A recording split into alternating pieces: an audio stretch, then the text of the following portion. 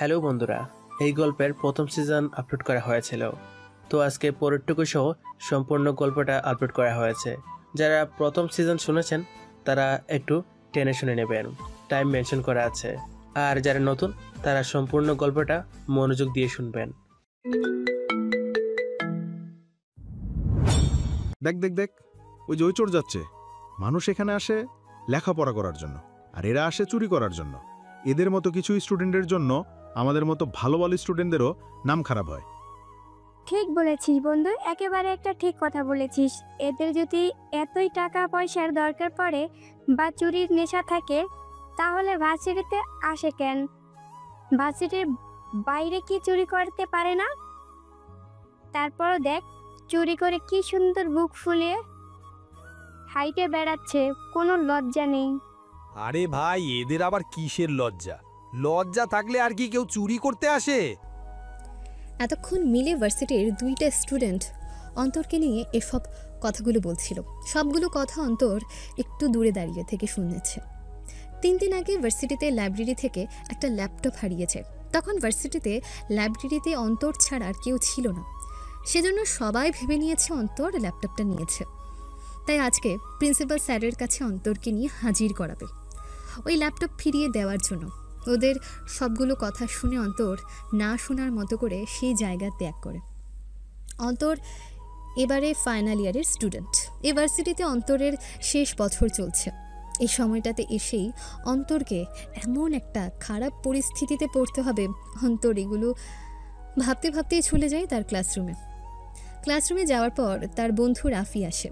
রাফি এসে অন্তরের কাঁধে হাত রেখে বলতে লাগলো, দোস্ত, আমি বিশ্বাস করি তুই এই কাজ করিসনি। আর যদি তুই করেও থাকিস, তারপরও আমি বিশ্বাস করব না। আমি শিওর কেউ না কেউ তোকে এই চোরের মামলাতে ফাঁসাচ্ছে। আরে এসব কি বলিস? আমার কোনো শত্রু নেই এই ভার্সিটিতে, সেটা তুইও খুব ভালো করে জানিস। আর ফাইনাল ইয়ারে শেষ বছর চলে যাব, আমাকে কে এইসব মামলাতে ফাঁসাবে? দোস্ত, তুই না খুব সরল সোজা, সেই জন্য তোকে মানুষ বোকা বানিয়ে চলে গেলেও তুই বুঝতে পারিস না। তুইও জানিস তুই ল্যাপটপ নিস না, আমিও জানি তুই ল্যাপটপ নিসনি। তারপরও কি তোর মনে হয় ল্যাপটপটা এখান থেকে কোথায় চলে যাবে? তুইও মানুষ, আমিও মানুষ, সবাই মানে যে ল্যাপটপটা পানি, এটা চলতে পারে না। তাহলে এইখান থেকে ল্যাপটপটা নিল কে সেটা বল। কেউ না কেউ তো এখানে থেকে ল্যাপটপটা সরিয়েছে, তাই না? কারোর হাত ছাড়া ল্যাপটপটা এখান থেকে যায়নি। রাফি, ল্যাপটপটা আমি নেইনি, সেটা আমি জানি, তুইও জানিস।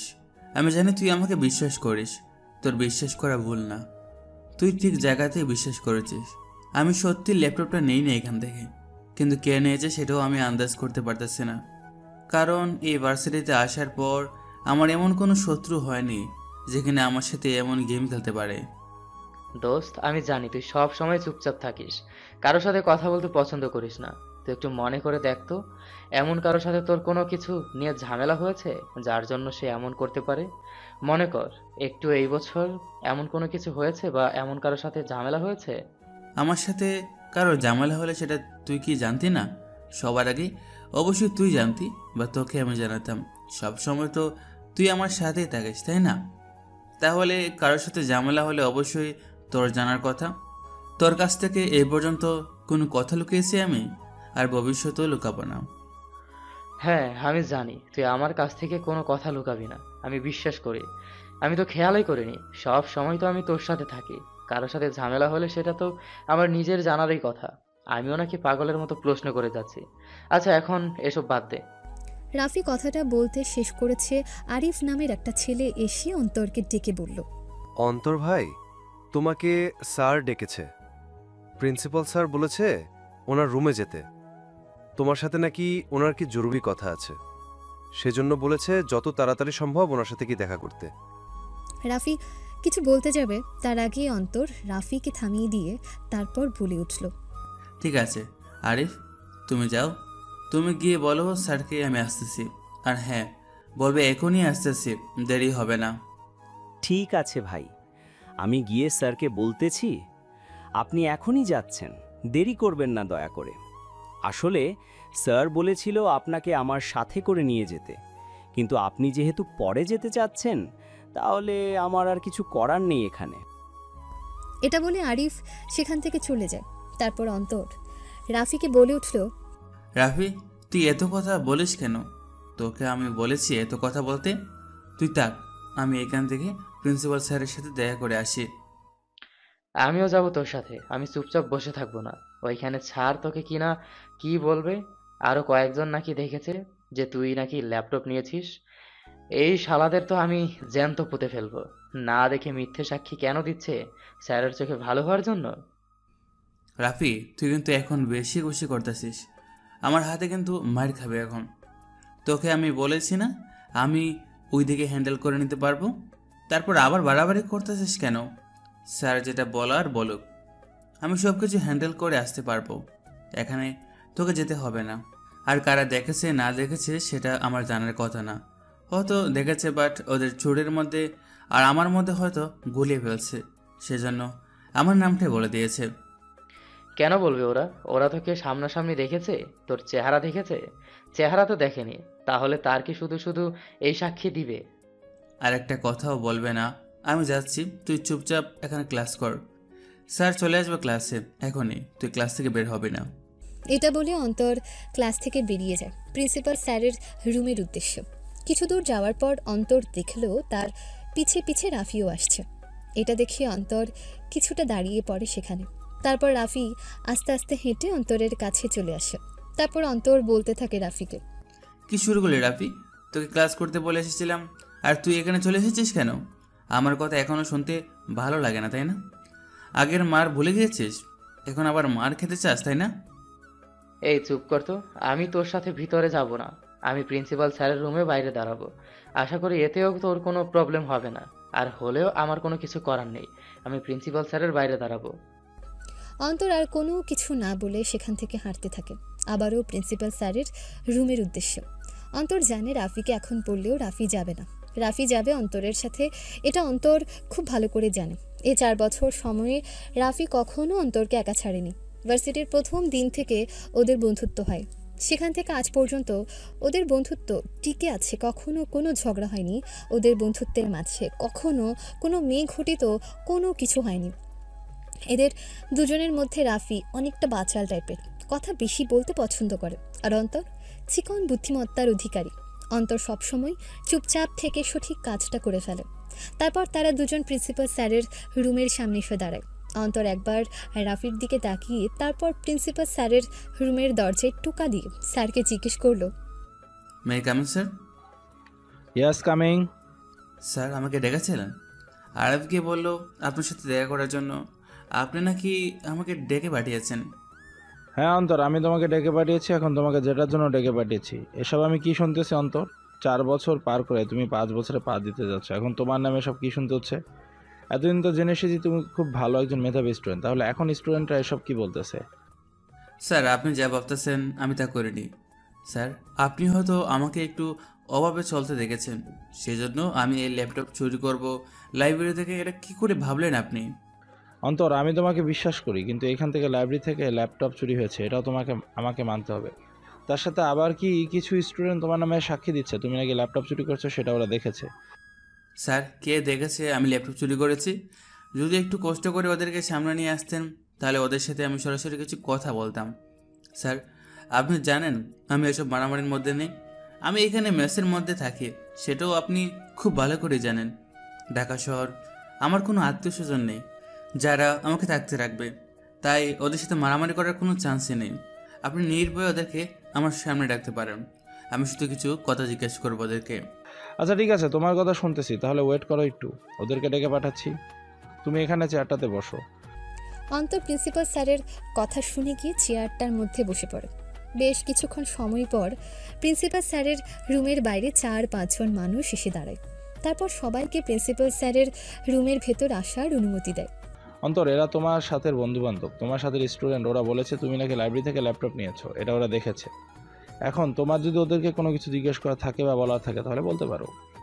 ধন্যবাদ স্যার আপনাকে, আমাকে এতটা বড় সুযোগ দেওয়ার জন্য আর আমার আসল বন্ধুদেরকে চিনিয়ে দেওয়ার জন্য। এখানে ধন্যবাদ দেওয়ার কিছু নেই, আমি আমার কর্তব্য পালন করেছি। তোমার সাথে ব্যভিচার যেন না হয় সে ব্যবস্থা করতেছি। যদি তুমি সত্যি দোষী হয়ে থাকো তাহলে তোমাকে শাস্তি পেতে হবে, আর তুমি যদি দোষ না করে থাকো তাহলে কেন শাস্তি পাবে? অন্তর প্রিন্সিপাল স্যারের কথা শুনলো কিন্তু কোনো প্রতিক্রিয়া করলো না। অন্তর সেখান থেকে উঠে দাঁড়িয়ে রিয়াদের সামনে গিয়ে দাঁড়ায়, তারপর ওদেরকে উদ্দেশ্য করে বলতে থাকে, রিয়া, তোমার মামাতো বোন তো আমার সাথে প্রেম করে, সেটা জানো তুমি। ইভেন সে নিজে আমাকে প্রপোজ করেছে তোমার মতো। তারপর আমি অ্যাকসেপ্ট করে নিই, কারণ সে অনেকটা সুন্দরী ছিল। তারপর আমাদের মধ্যে কথা বলা, দেখা করা, তারপর একসাথে রুম ডেটে যাওয়া। অন্তর আর কিছু বলার আগেই রিয়া অন্তরকে থামিয়ে দিয়ে বলে উঠল, অন্তর, তুমি কি আমাকে বোকা ভেবেছো? আমার মামাতো বোনের বিয়ে হয়ে গিয়েছে 1 সপ্তাহ আগে, ও নিজের ভালোবাসা মানুষের সাথে, তাহলে সেইখান থেকে তুমি কোথা থেকে আসবে? তুমি মিথ্যা কথা বলতেছো। তুমি জানো না তোমার মামাতো বোন আমার সাথে প্রেম করে, সেটা বলো। তুমি শুধু শুধু কেন মিথ্যা কথা বলতেছো? আমার মামাতো বোন বিয়ে করে নিয়েছে তার ভালোবাসার মানুষকে, আমি কেন মিথ্যে বলতে যাব তোমাকে? তুমি মিথ্যে বলছো। তোমার কাছে কোনো প্রমাণ নেই যে তোমার মামাতো বোনের বিয়ে হয়ে গিয়েছে? আমি কালকেও তার সাথে দেখা করে এসেছি। ওয়েট, দাঁড়াও, তোমাকে দেখাচ্ছি ওর বিয়ের ছবি। 1 সপ্তাহ আগে বিয়ে হয়ে গিয়েছে, আমি 3 দিন হয়েছে বাড়িতে এসেছে, তাহলে ও কিভাবে তোমার সাথে দেখা করবে? স্যার, আপনি শুনলেন রিয়ার কথা?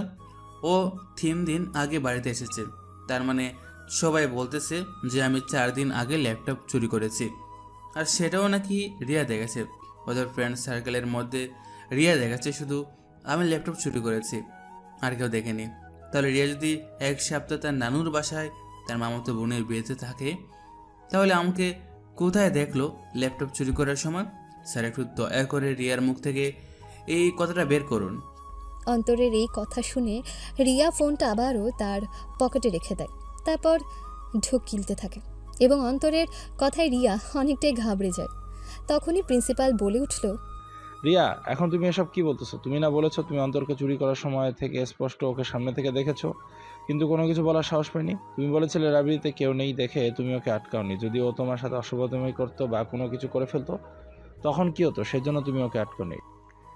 স্যার, আমি দেখিনি, আমার বন্ধু বান্ধবরা দেখেছিল, আমি শুধু শুধু আপনাকে বলেছিলাম আমার কথা। রিয়া, একদম মিথ্যা কথা বলবে না। একটা মানুষকে শুধু শুধু এইভাবে কোনো কিছু ছাড়া ফাঁসাবে না। ল্যাপটপটা তোমার বন্ধু বান্ধবরা মিলে কোথায় রেখেছো সত্যি করে বলে ফেলো। এখন আমি 100% শিওর এই কাজটা অন্তর করেনি, এটা তোমাদের মধ্যে থেকে কেউ করেছে। এখন কে করেছে, কোথায় রেখেছো ল্যাপটপটা সহজে দিয়ে ফেলো, তাহলে আমি তোমাদেরকে কোনো কিছু করবো না এবং কোনো কিছু বলবো না। আর নয়তো তোমাদের ফ্যামিলিকে খবর দিয়ে এখানে আনতে আমাকে বাধ্য করো না। রিয়া, আমার পরিবার এখানে আসলে আমাকে শেষ করে ফেলবে। ল্যাপটপটা দিয়ে দে স্যারকে। স্যার তো বলেছে ওনার সাথে ঝামেলা করে লাভ নেই। স্যার ভালো করে বলতেছে দিয়ে দে ল্যাপটপটা, পরবর্তীতে ঝামেলা চাইতে। হ্যাঁ রিয়া বোন আমার, রাতুল একদম ঠিক কথা বলতেছে। রাতুলের কথাটা শোন বোন।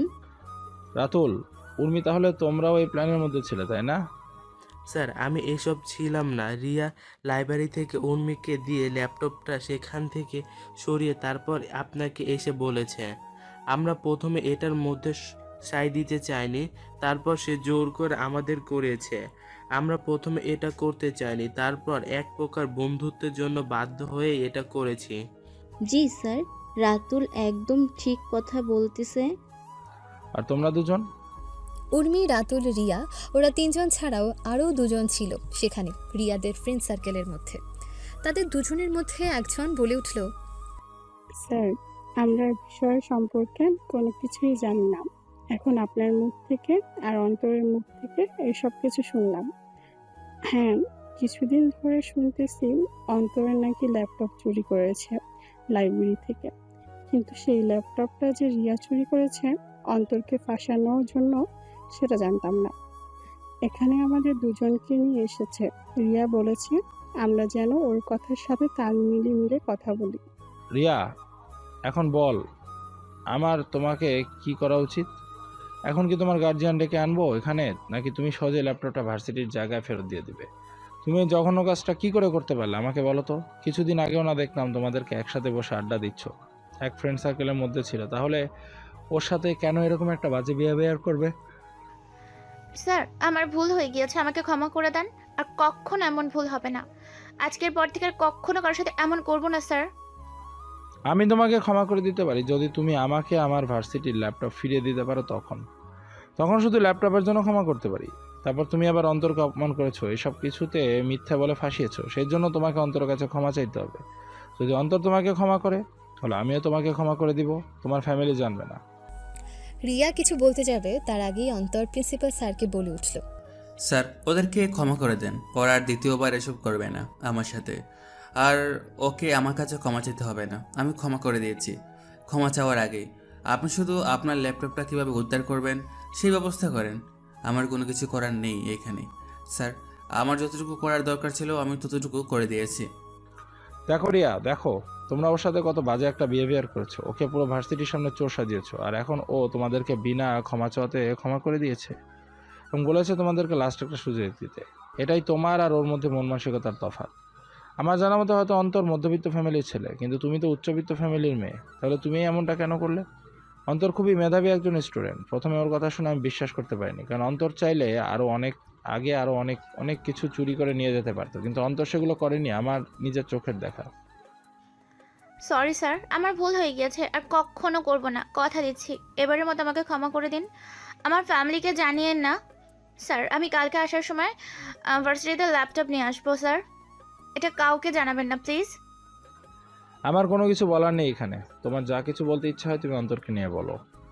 রিয়া প্রিন্সিপাল স্যারের কথা শুনে অন্তরের কাছে গিয়ে বলল, অন্তর, আমি সরি, আমি সত্যিই দুঃখিত। আমি কখনো আর এমন করব না তোমার সাথে, আমাকে ক্ষমা করো। আমি জানি না কেন তোমার সাথে এমনটা করলাম, হয়তো আগের কারণে। এতদিন আমি খোঁজ পেয়েছিলাম তোমাকে কিভাবে সাহায্য করব। তারপর ওই দিন ওইটা পেয়ে গিয়েছিলাম, উর্মিকে দিয়ে এসে সেখান থেকে ল্যাপটপ সরিয়ে নিয়েছিলাম আর তোমার নাম নিয়েছিলাম। তোমার আমাকে সরি বলতে হবে না, ক্ষমা চাইতে হবে না, তার আগে আমি তোমাকে ক্ষমা করে দিয়েছি। আর কখনো কারোর সাথে এমন করবে না, বুঝেছো? আজকে হয়তো আমি দেখে এখানে তোমাকে ছেড়ে দিচ্ছি, নয়তো অন্য কেউ হলে এখন হয়তো তোমার ফ্যামিলি এখানে আসতো, পুরো ভার্সিটির সামনে লজ্জাহীনতায় ভুগতে তুমি। আমি একজন ছেলে, সেজন্য আমার কোনো সমস্যা হবে না, 2 দিন পরে এটা চলে যাবে। বাট তুমি একজন মেয়ে, তোমার শরীরে এটা পড়লে লেগে থাকবে আর উঠবে না। তাই আমি চাই না ভার্সিটির সবাই জানুক এই কাজটা আমি নয় তুমি করেছো। ওরা যেহেতু জানে যে কাজটা আমি করেছি, তাহলে এটাই না হয় আমার উপরই তা। কেননা সারা জীবন আমি বয়ে যাব, সারা জীবন ওদের কাছে আমি চুর হয়ে থাকবো ভার্সিটির ল্যাপটপে। অন্তরের কথা শুনে ভেতরে সকলে নিচের দিকে তাকিয়ে থাকে। অন্তরের কথাগুলো শুনে প্রিন্সিপাল স্যার বলে উঠল, অন্তর সরি, আমাকে ক্ষমা করে দিও। আমি সত্যিই বিশ্বাস করিনি এই কাজটা তুমি করেছো, তারপর তোমাকে ডেকে আনতে হয়েছে। এটা যেহেতু ভার্সিটির বিষয়ে তাই কোনো প্রকার গাফিলতি করা হয়নি। তোমাকে এইভাবে অফিসের মধ্যে ডেকে আনার জন্য আমি সরি অন্তর। স্যার এখানে সরি বলে কিছু নেই, আমার বাগে এমন কিছু ছিল সেজন্য আমার কপালে এসব হয়েছে, আর নয়তো এগুলো হয়তো আমার সাথে করতো না। আর এখানে আপনার কোনো দোষ নেই। আপনি যেটা ঠিক করেছেন, আপনি যেটা ঠিক মনে করেছেন সেটা করেছেন। আপনার জায়গায় যদি এখানে আপনি না থেকে অন্য কেউ থাকতেন, সেও আমার সাথে এমন ব্যবহারই করতো। আপনি আমাকে এই বিষয়টা নিয়ে সুযোগ দিয়েছেন। আপনি যদি আমাকে সুযোগটা না দিতেন, তাহলে হয়তো আমি আমার উপর যে দোষারোপটা চাপানো হয়েছিল সেটা প্রমাণ করতে পারতাম না। ঠিক আছে রিয়া, এখন তুমি যাও, কালকের মধ্যে যেন ল্যাপটপের জায়গায় থাকা যায়। আর হ্যাঁ, ভবিষ্যতে কারোর সাথে এমন করবে না। যদি আমি কখনো এমন শুনেছি তাহলে তোমার ফ্যামিলিকে ডেকে এনে তারপর তোমাকে ভার্সিটি থেকে বের করে দিয়ে দেবো। আজকে শুধু তুমি অন্তরের জন্য বেঁচে গিয়েছো, নয়তো তোমাকে খুব বড় পানিশমেন্ট দিতে পারতাম। সরি স্যার, আর হবে না, কখনো এমন হবে না, কারোর সাথে এমন করব না, আজকের পর থেকে তো নয়ই। ঠিক আছে, সকালে গিয়ে এখন ক্লাসে যাও। তোমাদের ক্লাসের স্যার গিয়ে হয়তো ক্লাস করতেছে।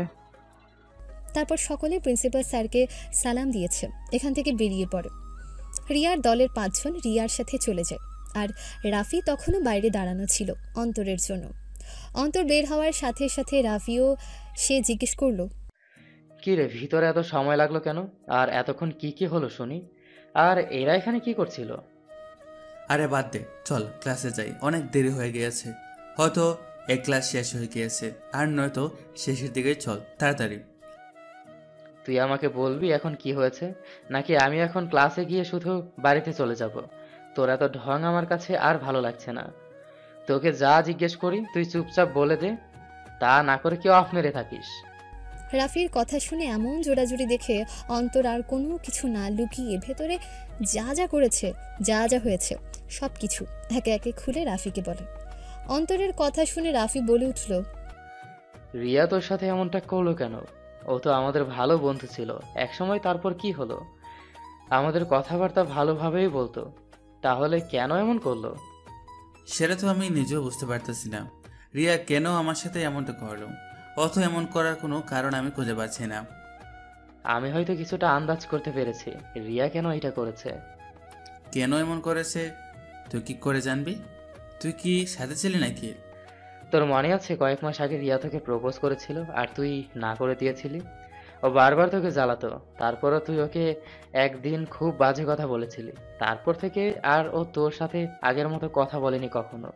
হ্যাঁ, হয়তো এটাও হতে পারে এটার জন্য, কারণ ও যাওয়ার সময় ক্ষমা চাওয়ার সময় বলেছিল যেহেতু আগের কারণে সে আমার সাথে এমনটা করেছে।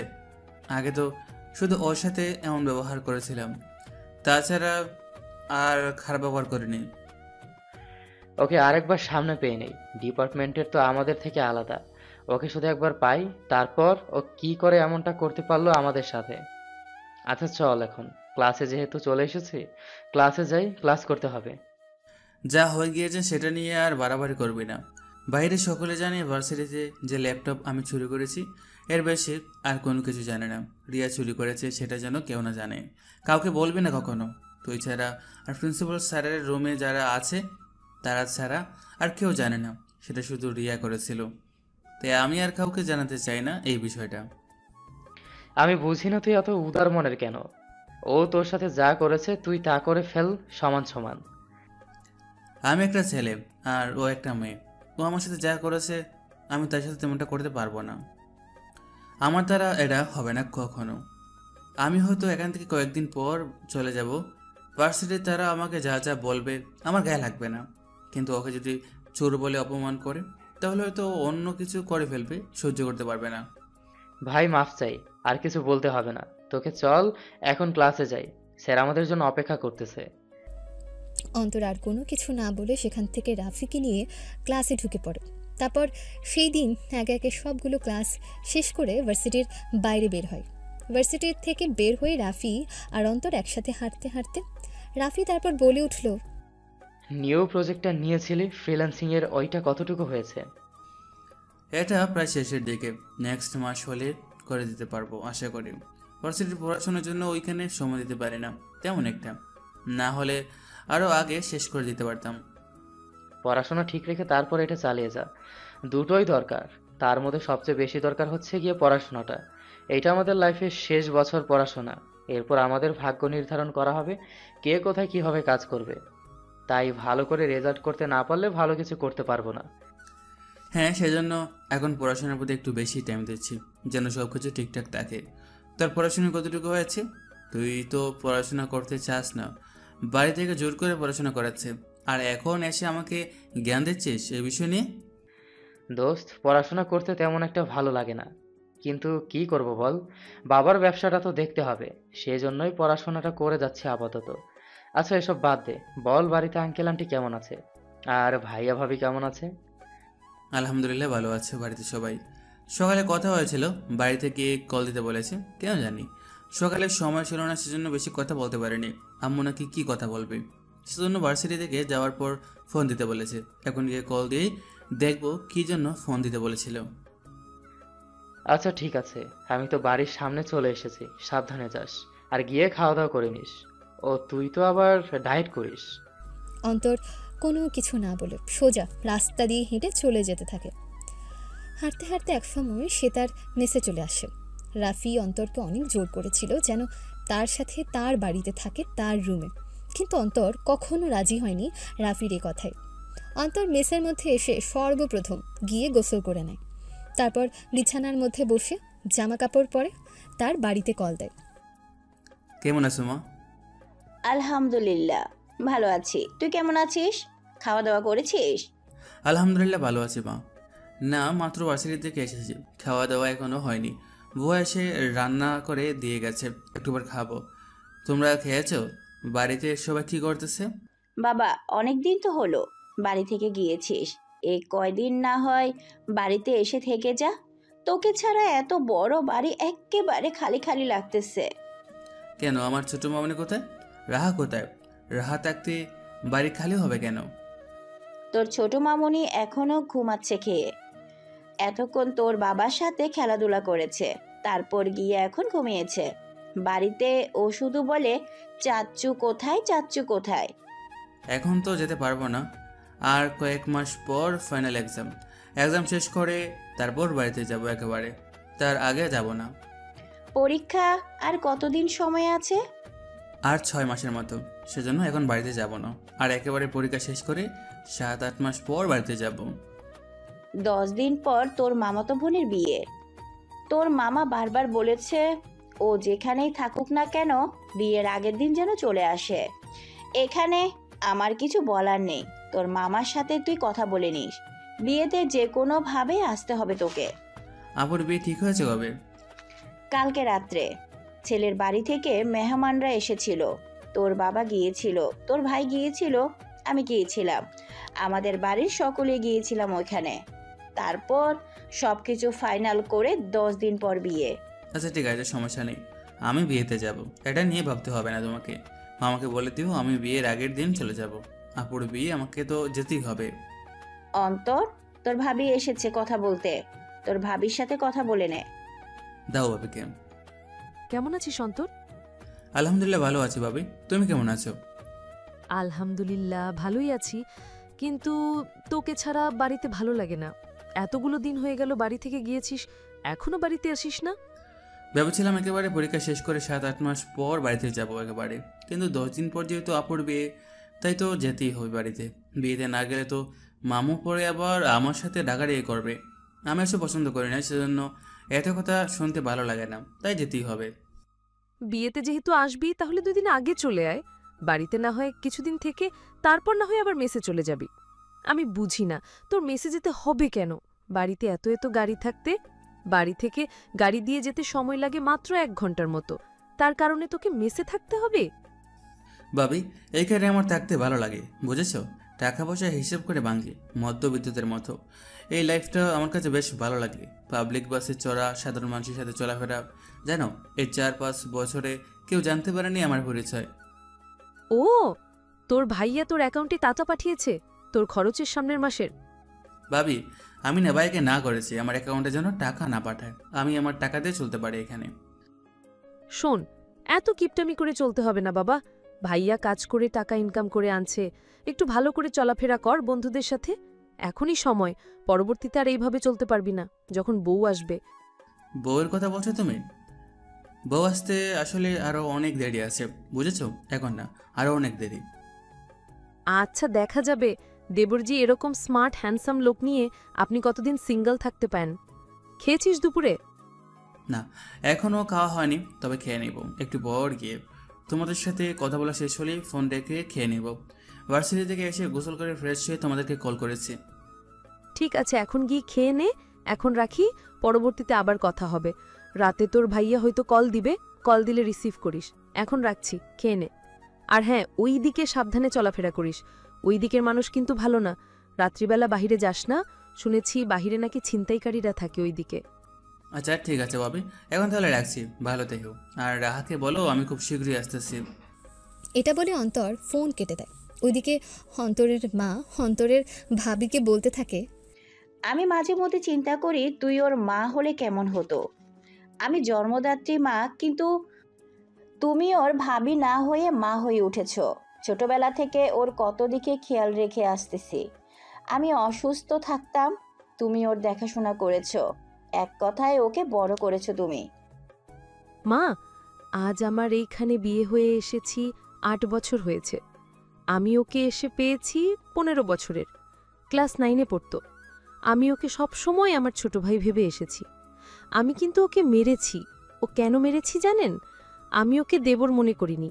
আমার ছোট ভাই থাকলে আমিও তাকে মারতাম পড়ার জন্য। সেই কারণে পড়ার জন্য আমিও ওকে মেরেছিলাম, থাপ্পড় দিয়েছিলাম। ও নিজেও আমাকে ভয় পেত, অনেক সম্মান করত। দোয়া করি মা বেঁচে থাকো অনেক বছর।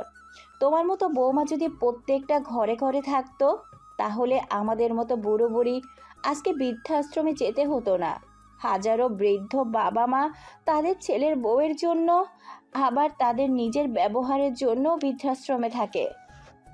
আমি যতদিন বেঁচে আছি মা, ততদিন আপনাদেরকে এসব নিয়ে চিন্তা করতে হবে না। আপনারা কখনোই বৃদ্ধাশ্রমে যাবেন না আমি বেঁচে থাকতে। দোয়া করেন সব সময় যেন সুস্থ থেকে আপনাদের সেবা যত্ন করে যেতে পারি। এটা আমি সব সময় দোয়া করি। ও মা, আপনাকে একটা কথা বলার ছিল। হ্যাঁ বল, কি বলতে চাও? আমাকে জিজ্ঞেস করতে হবে কেন? যখন যেটা মনে হবে তখন সেটা জিজ্ঞেস করে ফেলবে, এভাবে বলতে হবে না। আচ্ছা ঠিক আছে মা, জিজ্ঞেস করে ফেলবো এখন থেকে। আমার ছোট বোন মেহের, ওর এইচএসসি এক্সাম শেষ হয়েছে। আমি চেয়েছিলাম ও যেন এইখানে এসে কিছুদিন থাকে। আপনি যদি বলতেন।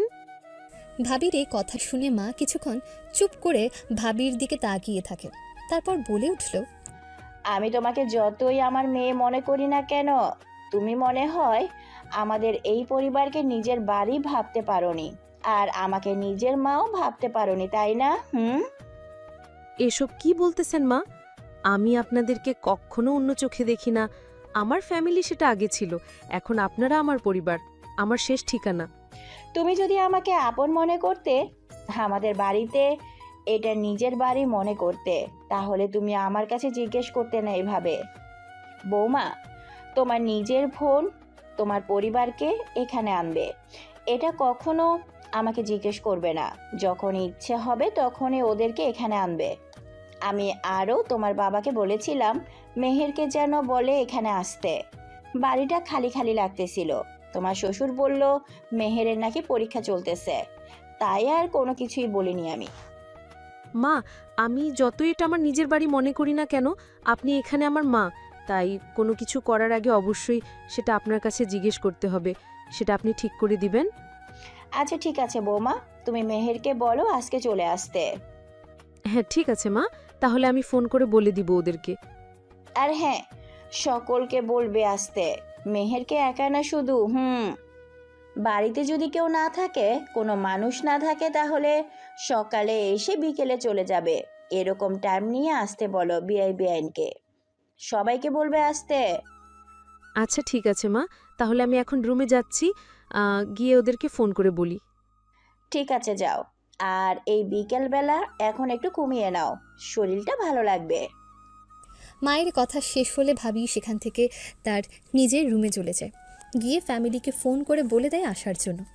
তারপর রাহার সাথে ঘুমিয়ে পড়ে। অন্তর খাওয়া দাওয়া শেষ করে একটু ঘুমিয়ে পড়ে। বিকেলবেলা ঘুম থেকে উঠে রাফির সাথে একটু বাহিরে গিয়ে হাঁটাহাঁটি করে সন্ধ্যার পর চলে আসে বাসায়। তখন 1 ঘন্টা ফ্রিল্যান্সিং করে হালকা কিছু নাস্তা করে আবার পড়তে বসে। তার সাথে যে রুমমেট ছিল দুজন, তারা একজন নিজের গ্রামের বাড়িতে গিয়েছে, আর একজন অফিস ট্যুরে গিয়েছে কয়েক মাসের জন্য বিদেশ। রাত 10টার সময় যখন অন্তর পড়াশোনাটা শেষ করে খাওয়ার জন্য উঠে, তখন মোবাইলটা হাতে নেয়।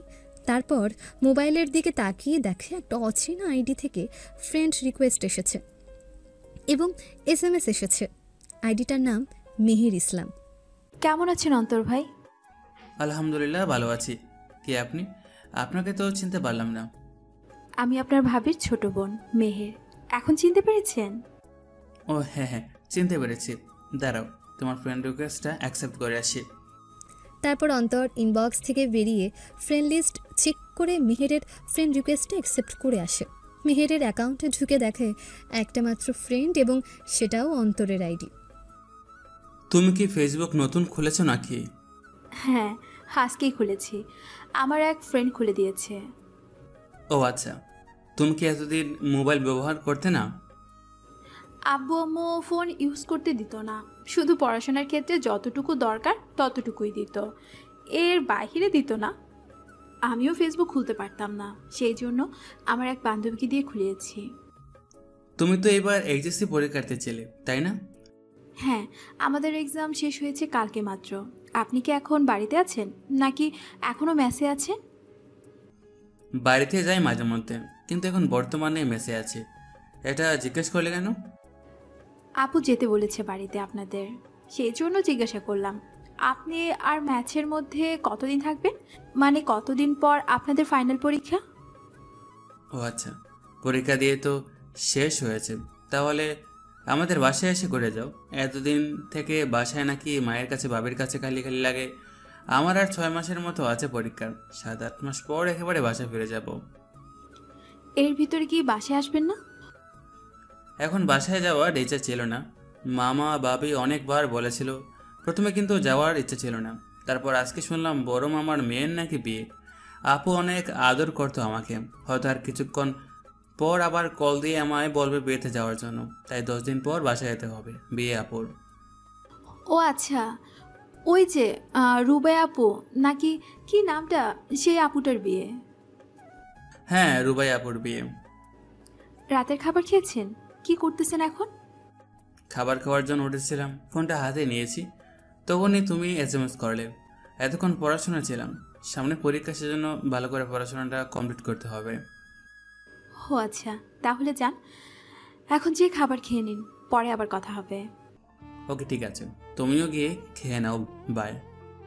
অন্তর এটা বলে ফোন রেখে দেয়, আর ওইদিকে মেহের ফোন রাখার পর তার রুমে একা একা নাচতে থাকে আর বিড়বিড় করে বলতে থাকে, এতদিন পর আমার ভালোবাসা মানুষের সাথে এতক্ষণ কথা বলেছি, সত্যি আমার শরীর শিউরে উঠতেছে, এত খুশি আমি কই রাখি।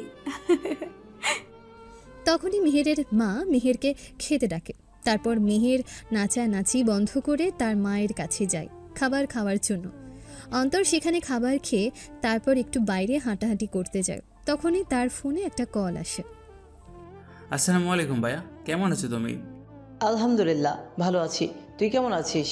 খাবার খেয়েছিস? আলহামদুলিল্লাহ ভালো আছি ভাইয়া। হ্যাঁ, মাত্র খাবার খেয়ে একটু রাস্তায় বের হলাম, একটু হাঁটার জন্য। রাত্রিবেলা করে বাইরে বের হয়েছিস কেন? ওই দিকের রাস্তাঘাট রাত্রিবেলা ভালো থাকে না, সেটা তোকে বলেনি কেউ? রাত্রিবেলা ওইদিকে ছিনতাইকারীরা ছিনতাই করে। ভাইয়া এটা অন্যদিকে, আমাদের এই এলাকাতে ছিনতাইকারীরা তেমন নেই। এই খাবার পরে একটু খাবারটা হজম করার জন্য একটু হেঁটে বাসায় চলে যাব আবার। আচ্ছা ঠিক আছে, সাবধানে হাঁটা চলা কর, তারপর বাসায় ফিরে যা। আর যেটার জন্য তোকে কল করেছি শোন, বাড়িতে মা তোর ভাবি তোর ভাতিজির কান্নাকাটি করে মন খারাপ করে বসে থাকে, তুই বাড়িতে নেই সেই জন্য নাকি ওদের ভালো লাগে না। রুবাইয়ার বিয়েতে তো আসতেই হবে, তাই কিছুদিন আগে, সপ্তাহখানেক আগে চলে আয় বাড়িতে। তারপর বাড়িতে থেকে কিছুদিন পরে বিয়ে শেষ হলে তারপর চলে যাস আবার। আচ্ছা ঠিক আছে ভাইয়া, তুমি যেভাবে বলবে সেভাবে। বাড়ি থেকে গিয়েছিস প্রায় 1 বছরের উপরে হয়ে যাচ্ছে। বছর শেষে বন্ধের মধ্যেও কোথায় টুরে গিয়ে বাড়িতে আসিস নেই। তোর হয়তো আমাদেরকে দেখতে ইচ্ছে হয় না, আমাদের দেখতে ইচ্ছে করে তোকে, তাই যা বললাম তা করবি। আচ্ছা ঠিক আছে ভাইয়া, এমন করে বলো কেন? প্রত্যেকদিন তো তোমাদের সাথে কথা বলি। আচ্ছা ঠিক আছে, যাও, আমি 10 দিন আগে চলে আসবো, 1 সপ্তাহ না, কালকে বাড়িতে আসবো ভার্সিটি শেষ করে। এখন খুশি? ঠিক আছে, কালকেই চলে আসো। আর তোর অ্যাকাউন্টে টাকা পাঠিয়েছি 2 লাখ, যেখানে টাকা খরচ করতে হয় সেখানে করিস, মুখ বন্ধ করে রাখিস না, যখন টাকা লাগবে তখন চাইতে শিখ। তোর মতো ছেলেরা এইভাবে চলে না, বুঝেছিস? এরকম ফিটফাট হয়ে থাকিস সে ঠিকই, কিন্তু বন্ধুদের নিয়ে টাকা উড়াতে পারিস না। আমার মতো এই বয়সে এসে পারবি না, তোর মতো থাকতে অনেক টাকা উড়িয়েছি বন্ধু বান্ধবদের নিয়ে, সেই জন্য টাকা পাঠানোর কথা তোকে বলতে হয় না, আমি নিজেই পাঠিয়ে দিই। কোথায় কি লাগবে সেটা আমি খুব ভালো করেই জানি। ও তাহলে এটার জন্যই ভাবি বলেছিল তুমি কল দিলে ফোন ধরার জন্য? হয়েছে, এখন অনেক হাঁটাহাঁটি করেছিস, বাড়িতে চলে যা। বাইরে বেশিক্ষণ থাকিস না, ওই দিকের পরিবেশ ভালো না। আর সন্ধ্যা করিস না, বাড়িতে আসতে 1.5 ঘন্টা সময় লাগে আসতে। ভাইয়া, রুবাই আপু আমাকে কল করেছে, তোমার কলটা কেটে দিচ্ছি, পরে তোমার সাথে কথা বলবো। এখন রুবাই আপুর ফোনটা ধরি। আচ্ছা ঠিক আছে, এখানে বেশিক্ষণ থাকিস না, বাইরে বাসায় চলে যা। অন্তর তার ভাইয়ের কথা শুনে ফোন কেটে দেয়। তারপর রুবাইয়া দেওয়া ফোন রিসিভ করে। কেমন আছে আপু? শুনলাম বিয়ে করে নিচ্ছ, একবার ভাইকে জানালেও না? হ্যাঁ, এখন তো ভুলেই যাবে, কারণ যার সাথে প্রেম করেছো এত বছর, তাকে চেয়েছো, তাকেই পাচ্ছ। থাপ্পড় খাবি বেয়াদব, তুই এতদিন আমাকে একটা ফোন করেছিস কখনো? আমি যে তোর বড় আপু হই, আমাকে কখনো ফোন করেছিস, খোঁজ খবর নিয়েছিস আমি কেমন আছি, কি করি, ভালো আছি কি না? এখন আসছে আমাকে কথা শোনাতে। সরি আপু, আসলে এখানে পড়াশোনার চাপ নিয়ে জানোই তো কি একটা অবস্থা। সামনে আর 6 মাস পর ফাইনাল এক্সাম, তাই পড়াশোনার চাপে বাড়িতেও কল দিতে পারি না। হয়েছে হয়েছে, এখন আর আমাকে ওই ভাওতাবাজি দিতে হবে না। কি করিস? খেয়ে বাইরে বের হলাম একটু হাঁটাহাঁটি করার জন্য। তোকে ফোন দিয়েছি, পরে ফোন ব্যস্ত বলেছিল। কেন, কার সাথে কথা বলছিলি তুই? সত্যি করে বল। ভাইয়ের সাথে কথা বলছিলাম, ভাইয়া ফোন করেছিলাম। আমার সাথে বাটপাড়ি করবি না একদম, আমাকে মগা পেয়েছিস? যা বলবি আর তাই বিশ্বাস করব।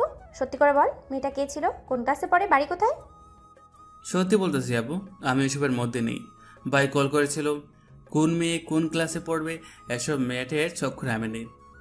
এই, এক মিনিট, তুই কি আবার ভাবি বোনের সাথে মেহেরের সাথে কোনো ইডিশ ফিডিশ করতেছিস? মেহের তো এখন অনেক সুন্দর হয়ে গেছে, শুনলাম অনেক বিয়ের প্রস্তাবনা গিয়ে আসতেছে ওর জন্য। আপু এসব কিছু না, ভাইয়া ফোন করেছিল, সত্যি বলতেছি। আচ্ছা, সেটা পরে দেখা যাবে। রাতের খাবার খেয়েছিস?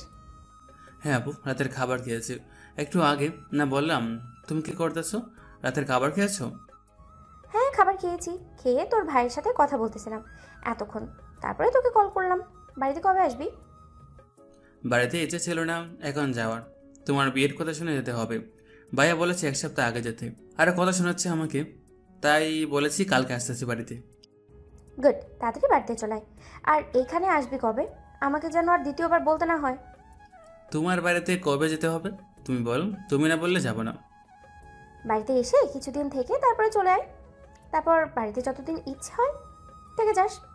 বিয়ের 4 দিন আগে থেকে অনুষ্ঠান শুরু হবে, আর অনুষ্ঠান শুরু হওয়ার আগে তাকে এখানে দেখতে যাই তোকে আমি। এই কথাটা যেন আমার দ্বিতীয়বার আর বলতে না হয়। তোর ভাইয়াও তোর কথা বলেছে। ভাইয়া আমার কথা বলবে না তো কার কথা বলবে? তোমাদের সেটিংসটাই তো আমি করিয়ে দিয়েছি, তুমি ঠিকই ভুলে গিয়েছো আমাকে। দেখো ভাইয়া ঠিকই আমার মনে রেখেছে, তোমরা মেয়েরা আসলে স্বার্থপর আপু। তোর আমাকে কেন স্বার্থপর মনে হলো? আর তুই যে আমাকে এতদিন একটা ফোনে আর একটা মেসেজও দিসনি, তা আমি কি বলা উচিত না তোকে? সেটা বল। তুই আমার ভাই হয়ে আমার খোঁজ খবর রাখিসনি, তাহলে আমি কেন আপু হয়ে তোকে কল দিব? তুই আমায় বল। সত্যি আপু, সরি, আমি এটার জন্য সত্যি অনেক ব্যস্ত ছিলাম, বুঝেছো? নয়তো আমি তোমাকে ফোন দিতাম। আর মা যখন দিনের বেলা বলেছিল তোমার বিয়ের কথা, তখন আমি ঠিকই ভেবে নিয়েছি তুমি আমাকে ফোন করবে আজকে রাতের মধ্যেই। আচ্ছা ঠিক আছে, অনেক কথা হয়েছে, এখন বাড়িতে চলে যা। রাত্রিবেলা ওই দিকে থাকিস না, ওই এলাকার মানুষ কিন্তু ভালো না। আর সাবধানে বাড়িতে আসিস কালকে।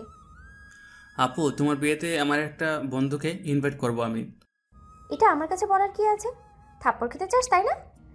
তোর যাকে যাকে ইচ্ছে তাদেরকে ইনভাইট করিস বিয়েতে, কোনো প্রবলেম নেই।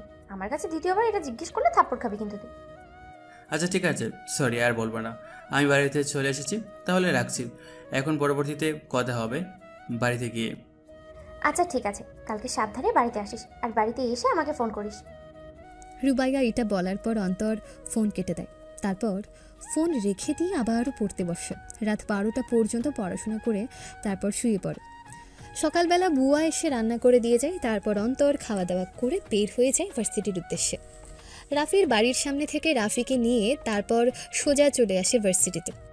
শোনো, আজকে আমি বাড়িতে যাব, ভাইয়া অনেক জোর করতেছে। আর তোকে 6 দিন পর আমার বাড়িতে যেতে হবে, একটা অনুষ্ঠান আছে এখানে, ওইখানে যেতে হবে। 4 দিনের মতো থাকতে হবে, তারপর একসাথে আবার এখানে ব্যাক করব। হঠাৎ বাড়িতে যাবি ঠিক করলি কেন? বাড়িতে কি কোনো সমস্যা হয়েছে নাকি? না, বাড়িতে কোনো সমস্যা হয়নি, অনেকদিন ধরেই বাড়িতে যাই না, সেজন্য ভাইয়া, আম্মু, বাবা, মা সকলে জোর করতেছে বাড়িতে যাওয়ার জন্য। আচ্ছা ঠিক আছে। তোকে কিন্তু যেতে হবে পরবর্তীতে, আগে থেকে বলে রাখলাম, না করতে পারবি না কিন্তু। আচ্ছা ঠিক আছে দোস্ত, আমি দেখি পরিবারের সাথে কথা বলে, যদি ওরা মানে তাহলে তো যেতে পারবো। আর যদি তারা না করে, মত না দেয়, তাহলে কি করে যাব তুই বল? এখন কি আমি গরিব বলে আমার বাড়িতে যেতেও বিবেকে বাঁচছে, তাই না? সমস্যা নেই, ঠিক আছে, হয়তো তোদের মতো বড় লোক নয় আমরা, তাই বলে আমার বাড়িতে না খেয়ে থাকতে হবে না। তুই কিন্তু এখন সত্যি সত্যি মার খাবি, বেশি কথা বলে ফেলছিস তুই। তোকে এখন কি করতে মনটা চাচ্ছে জানিস? তোর মুখটি যদি আবার এসব কথা বের হয়েছে তখন? এখন সব বলতে হবে না, সত্যি কথা সবসময় শুনতে হয়, খারাপ লাগলেও। চিন্তা করিস না, যেতে হবে না, আর বলবো না তোকে যাওয়ার কথা। তোকে আর কোনো কিছু বলতে হবে না, আমি যাব। আমি শুধু এটা বলেছিলাম যে বাড়িতে যদি না করে তারপর ওদেরকে বুঝিয়েও যেতাম আমি। তুই মাঝখান থেকে এসব কথাবার্তা বললি কেন? শোন, আমরাও এই এতটা বড় লোক নই, বাবা একটা বিজনেস করে এটাই। তুই যে পাবলিক বাসে চড়ে বেড়াস, আমিও পাবলিক বাসেই ঘুরি। আচ্ছা সমস্যা নেই, বাদ দে, তোর যদি ইচ্ছা হয় তাহলে যাবি, আর নয়তো না গেলে তোকে কেউ জোর করবে না। রাফি অন্তরের কথা শুনে রেগে গিয়ে একটা থাপ্পড় বসায় অন্তরের পিঠে। তারপর অন্তর হাসতে হাসতে দৌড়ে ভার্সিটির মাঠ পার হয়ে ক্লাসের দিকে চলে যায়। অন্তরের পিছে পিছে রাফিও দৌড় লাগায়। এই থাম থাম, এখন কথায় পালাচ্ছিস? তোকে আজকে জানে মেরে ফেলবো আমি। তোর মুখ দিয়ে এসব বেশি কথা বের হচ্ছে কেন? তুই না চুপচাপ থাকতি? তোর মুখ আজকে আমি সেলাই করব। আগে আমাকে ধর, তারপরে না হয় আমাকে কি করবে সেটা চিন্তা করিস। তোর মতো মোটু যদি আমাকে ধরতে পারে তাহলে যা, আমি নিজে কান ধরে 10 বার উঠবোস করবো। আজকে মোটা বলে তুই এমন করছিস না আমার সাথে? শোন, আমার থেকেও আরো মোটা মানুষ আছে, অনেক মোটা, যাদেরকে মানুষ মোটা বলে না। আজকে তুই আমার এইটুকু শরীর কেমন মোটা বলছিস? দোয়া করি তোর যাতে আর কয়েকদিন পরে পেট যেন গরুর মতো হয়ে যায়। শকুনের দোয়ায় কখনো গরু মারে না। তোর দোয়ায় আল্লাহ আমাকে এমন করবে না। এক ওয়াক্ত নামাজ পড়িস না, আর এখন আসছে আল্লাহর কাছে বিচার দিতে। তাকে মসজিদে যা, নামাজ পড়, তারপর আল্লাহর কাছে বিচার দে। রাফি কিছু বলতে যাবে তখনই ওরা দৌড়াতে দৌড়াতে ক্লাসের সামনে চলে আসে। ক্লাসের সামনে এসে দেখে ক্লাসের ভেতর স্যার দাঁড়িয়ে আছে। এতক্ষণ দাঁড়িয়ে ওদের কথা বলার কারণেই ওদের ক্লাসে স্যার ঢুকে গিয়েছিল। তারপর ওরা দুজন দরজায় দাঁড়িয়ে স্যারকে ডাকে। স্যার আসতে পারে? তোমাদের আসতে এত দেরি হয়েছে কেন? 10 মিনিট লেট হয়েছে তোমাদের আসতে। তোমরা আর মাত্র 6 মাস আছো ভার্সিটিতে। 6 মাস পরে তোমরা চলে যাবে ভার্সিটি থেকে। এখনও যদি তোমরা এতটুকু টাইমের মূল্য দিতে না জানো, তাহলে কিভাবে কি করবে লাইফে? চলে আসো ভিতরে আর গিয়ে বেঞ্চে বসে পড়ো। ক্লাসে মনোযোগ দাও, পরীক্ষায় ভালো রেজাল্ট করতে হবে। অন্তর আর কোনো কিছু না বলে সোজা ক্লাসের ভেতর ঢুকে গিয়ে বেঞ্চে বসে পড়ে। তারপর স্যারের ক্লাসে মনোযোগ দেয় দুজনে। একটা একটা করে সবগুলো ক্লাস যখন শেষ হয়ে আসে তখন রাফি অন্তরকে বলে উঠল, এখন তো ক্লাস শেষ, তাহলে কি তুই এখন বাড়িতে যাবি? তারপর বাড়ি থেকে কি সেখানে যাবি নাকি? আমার বাড়িতে সব কিছু গোছানো আছে, শুধু রুমে গিয়ে ব্যাগটা নিয়ে তারপর বাড়ির উদ্দেশ্যে বের হয়ে যাব। তোকে এসব নিয়ে চিন্তা করতে হবে না, আমি ঠিকঠাক মতো বাড়িতে পৌঁছতে পারবো। চল তাহলে, এখানে আর বসবো না ভার্সিটিতে। তুই যেহেতু বাড়িতে চলে যাবি, তাহলে দিন থাকতে থাকতে বা এখান থেকে বেরিয়ে পড়। তোর বাসা তো এখান থেকে যেতে সর্বোচ্চ 1.5 থেকে 2 ঘন্টা সময় লাগে, তাই না? বাড়ি থেকে কিন্তু আমাকে কল দিবি। আচ্ছা ঠিক আছে, এটা কোনো ব্যাপার না। তুই এখন বাড়িতে যা, তোর বাড়ির সামনে এসে পড়েছে। আমি আমার রুমে গিয়ে আমার ব্যাগটা নিয়ে তারপর সেখান থেকে বের হয়ে যাব। ভাই, আজকে যেহেতু বাড়িতে যাবি, দুপুরের খাবারটা না হয় আমাদের সাথে আমার বাড়িতে খেয়ে যা। মা অনেক খুশি হবে। মা তোকে বারবার বলে আমার কাছে যেন তোকে নিয়ে যাই, কিন্তু তোকে তো আমার বাসায় নিতে পারি না, সেজন্য মা আমাকে অনেক কথা শোনায়। আজকে আপাতত দুপুরের খাবারটা আমাদের বাড়িতে থেকে খেয়ে যা। আগে আসি আমাদের বাড়ি থেকে ঘুরে, তারপর তোদের বাড়িতে এসে খাবো। সত্যি বলতেছি, এখন আমার কথা বিশ্বাস কর। থাক, শুধু শুধু নিজের ক্যালোরিটা নষ্ট করব না তোর সাথে কথা বলে। তোর যা ইচ্ছা তুই সেটা কর, আমাকে আর কোনো কিছুতেই টানবি না। আমি যাচ্ছি বাসায়, তুই সাবধানে যাস এইখানে থেকে। আর হ্যাঁ, বাড়িতে গিয়ে কিন্তু আমাকে জানিয়ে দিস, না হয়তো চিন্তা থাকবো। তারপর সেখান থেকে রাফি চলে যায় রাফির বাড়িতে, আর অন্তর সেখান থেকে তার রুমে চলে আসে। রুমে এসে তার গোছানো ব্যাগটা নিয়ে তারপর সেখান থেকে বেরিয়ে পড়ে তার বাড়ির উদ্দেশ্যে। রাস্তায় এসে প্রথমে রিক্সা দিয়ে একটা বাস স্ট্যান্ডে যায়, তারপর সেখান থেকে একটা টিকিট কেটে বাসে উঠে পড়ে। দীর্ঘ একটা 1.5 ঘন্টা জার্নির পর এসে নামে তার এলাকায়। সেখান থেকে আবার একটা সিএনজি নিয়ে চলে আসে একটা বিশাল বড় বাড়ির সামনে। তারপর সিএনজিওয়ালাকে দাঁড় করিয়ে সিএনজি থেকে ব্যাগপত্রগুলো বের করেছে। সিএনজিওয়ালা টাকা দিয়ে বিদায় করে দেয়। তারপর সেখান থেকে গেটের সামনে গিয়ে দাঁড়ানোর পর দারোয়ান দেখে অন্তরকে। আসসালামু আলাইকুম স্যার, কেমন আছেন স্যার? আপনি হঠাৎ বাড়িতে চলে এসেছেন, আমাকে তো বড় স্যার কোনো কিছু বলেনি। দিন ব্যাগপত্রগুলো আমার কাছে দিন, আমি নিচ্ছি। হ্যাঁ, আপনাকে কষ্ট করতে হবে না। ওয়ালাইকুম আসসালাম কাকা, কেমন আছো তুমি? তোমাকে না বলেছি আমাকে আপনি আপনি করে বলবেন না, স্যার স্যার ডাকবেন না? তোমার কানে কি কথা যায় না? বাবা জানে না আমি আসবো, বাবাকে বলে নিয়ে সারপ্রাইজ দিতে। তুমি কেমন আছো বলো, এখন তোমার শরীর কেমন আছে? আর হবে না বাবা, অনেক দিনের অভ্যাস তো, তাই বাবা বলে ডাকতে পারি না, স্যার ডেকে ফেলি। শরীরটা আলহামদুলিল্লাহ ভালো আছে বাবা। তুমি ভালো আছো তো বাবা? অনেকদিন পর তোমাকে দেখতেছি, কেমন শুকিয়ে গিয়েছো আগের থেকে। ওইখানে কি খাওয়া দাওয়া করতে না ঠিক মতো বাবা? তাহলে এতটা শুকিয়ে গেছো কেন? না না কাকা, ওইখানে ঠিকমতো খাওয়া দাওয়া করতাম, আর আমি তো শুকাইনি। শরীরটা একটু পরীক্ষা চিন্তা একটু এমন হয়ে আছে। এগুলো কিছু না, ঠিক হয়ে যাবে। তুমি থাকো চাচা, ব্যাগগুলো আমি নিতে পারবো, তোমাকে কষ্ট করতে হবে না। দারোয়ান কিছু বলতে যাবে, তার আগে অন্তর ওনাকে থামিয়ে দিয়েছে। এখান থেকে ব্যাগগুলো নিয়ে চলে যায়। দারোয়ান অন্তরের যাওয়ার দিকে তাকিয়ে থাকে, যেতে নিলে অন্তর আস্তে আস্তে ব্যাগগুলো নিয়ে হেঁটে সোজা চলে যায় তাদের বাড়ির দরজার সামনে। গেট থেকে দরজাটা একটু বেশি দূরে হওয়াতে বেশ কিছুক্ষণ সময় নিয়েছে এটুকু রাস্তা আসতে। দরজার মধ্যে এসে দাঁড়ানোর পর রাহাকে দেখতে পায়। ছোট মামনি, কেমন আছো তুমি? এই যে দেখো, তোমার ছেলেটা চলে এসেছে। তুমি নাকি তোমার ছেলেটার জন্য কান্নাকাটি করতেছিলে? আর কাঁদতে হবে না এখন থেকে। আর আমি চলে এসেছি, অনেকদিন থাকবো এবার আমার মামনিটার সাথে। রাহা অন্তরকে দেখে যেন অনেকটা খুশি হয়। তারপর অন্তরকে জড়িয়ে ধরে বলতে লাগলো, চাচ্চু জানো, আমি তোমাকে অনেক মিস করেছি। তোমার মতো কেউ আদর করে না আমাকে এই বাড়িতে। তুমি কোথায় গিয়েছিলে আমাকে ফেলে? এখন থেকে তুমি এই বাড়িতেই থাকবে, আমার সাথে থাকবে, আর কোথাও যাবে না। এখন থেকে মামনি তোমার সাথে থাকবো আজকের পর থেকে। এবার তোমার সাথে অনেক দিন থেকে যাব, অনেক মজা করে যাব, তোমাকে নিয়ে ঘুরতে বের হবো, অনেক জায়গায় যাব, খুব মজা করব দুজনে মিলে। কি যাবে না বাবার সাথে? রাহা কিছু বলতে যাবে তার আগেই ভাবি চলে আসে সেখানে। ভাবি এসে অন্তরকে এখানে রাহার সাথে দেখে জোরে মাকে চিল্লিয়ে ডাকতে থাকে। 2-0। মা কোথায় আছেন? তাড়াতাড়ি আসুন, দেখে যান অন্তর এসেছে বাড়িতে। ভাবি আস্তে আস্তে, রাহা ভয় পাবে তো। এত জোরে চিল্লিয়ে কথা বলছো কেন? আমি তো আর চলে যাচ্ছি না, মাত্র এসেছি, এখন থেকে এখানেই থাকবো। এত হাইপার হওয়ার কিছু নেই। এসে তোর ভাতিজির সাথে গল্প করা শুরু করে দিয়েছিস আমাদের সাথে দেখা না করে। খুব বেয়াদব হয়ে গিয়েছিস এতদিনে। এতবার করে বলার পরেও বাড়িতে আসলি না, আজকে কেন আসলি? কেন আজকেও না আসতে? আমার ভুল হয়ে গেছে ভাবি, আর কখন হবে না। এবার মতো আমাকে মাফ করে দাও। আজকের পর আর কোনোদিন এমন করবো না। এখন চলো ফ্রেশ হতে হবে। মাকে ডাকো, মার সাথে দেখা করে ফ্রেশ হতে চলে যাব। ভাবির ডাকে অন্তরের মা চলে আসে উপর থেকে নিচে। নিচে এসে প্রথমে ভাবির দিকে তাকায়, তারপর অন্তরের দিকে তাকিয়ে দেখতে পায় রাহাকে কোলে নিয়ে দাঁড়িয়ে আছে।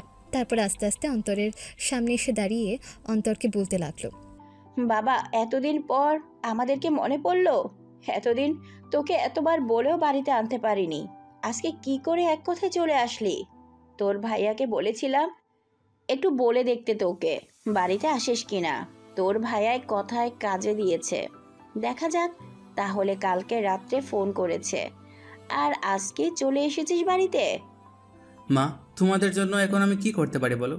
এতদিন বাড়িতে না আসার কারণে তোমরা এমন করেছো, আর আজকে বাড়িতে আসার পর তোমরা এমন করতেছ। এখন আমি কি করতে পারি তোমাদের জন্য, এটা বলো। তোকে এখন আপাতত কোনো কিছু করতে হবে না। তুই উপরে যা, গিয়ে ফ্রেশ হও, আমি খাবার দাবার এগুলো রেডি করতেছি। রাস্তায় আসার সময় হয়তো বাইরে থেকে কিছু খাসনি, তুই তো বাইরে থেকে কোনো কিছু খাবার মানুষ না। অন্তর আর কোনো কিছু না বলে সোজা রাহাকে নিয়ে উপরে চলে যায়। অন্তরের নিজের রুমে গিয়ে সব কিছু রেখে তার ব্যাগ থেকে কিছু চকলেট বের করে রাহার হাতে দিয়ে বলে, মামনি এগুলো তোমার জন্য এনেছি, তুমি এগুলো খেতে থাকো, আর আমি গোসল করে আসতেছি, তারপর একসাথে নিচে গিয়ে খাবার খাবো। ততক্ষণে তুমি এখানে বসে এগুলো খেতে থাকো। ওকে চাচ্চু, আমি তাড়াতাড়ি গোসল করে বেরিয়ে আসব, তারপর আমাকে আরো অনেকগুলো চকলেট দিবে। আচ্ছা মামনি, তুমি তাহলে এগুলো খেতে থাকো, আমি আসতেছি। এটা বললে অন্তর চলে যায় ওয়াশরুমে গোসল করার জন্য। ওইদিকে অন্তরের মা অন্তরের ভাবিকে বলে উঠল, ওরা আর কখন আসবে বৌমা? রাতে থাকবে বলে কি একটু তাড়াতাড়ি চলে আসলে কোনো সমস্যা হবে ওদের? একটু তাড়াতাড়ি আসলে বিয়ানের সাথে অনেক কিছু গল্প করতাম।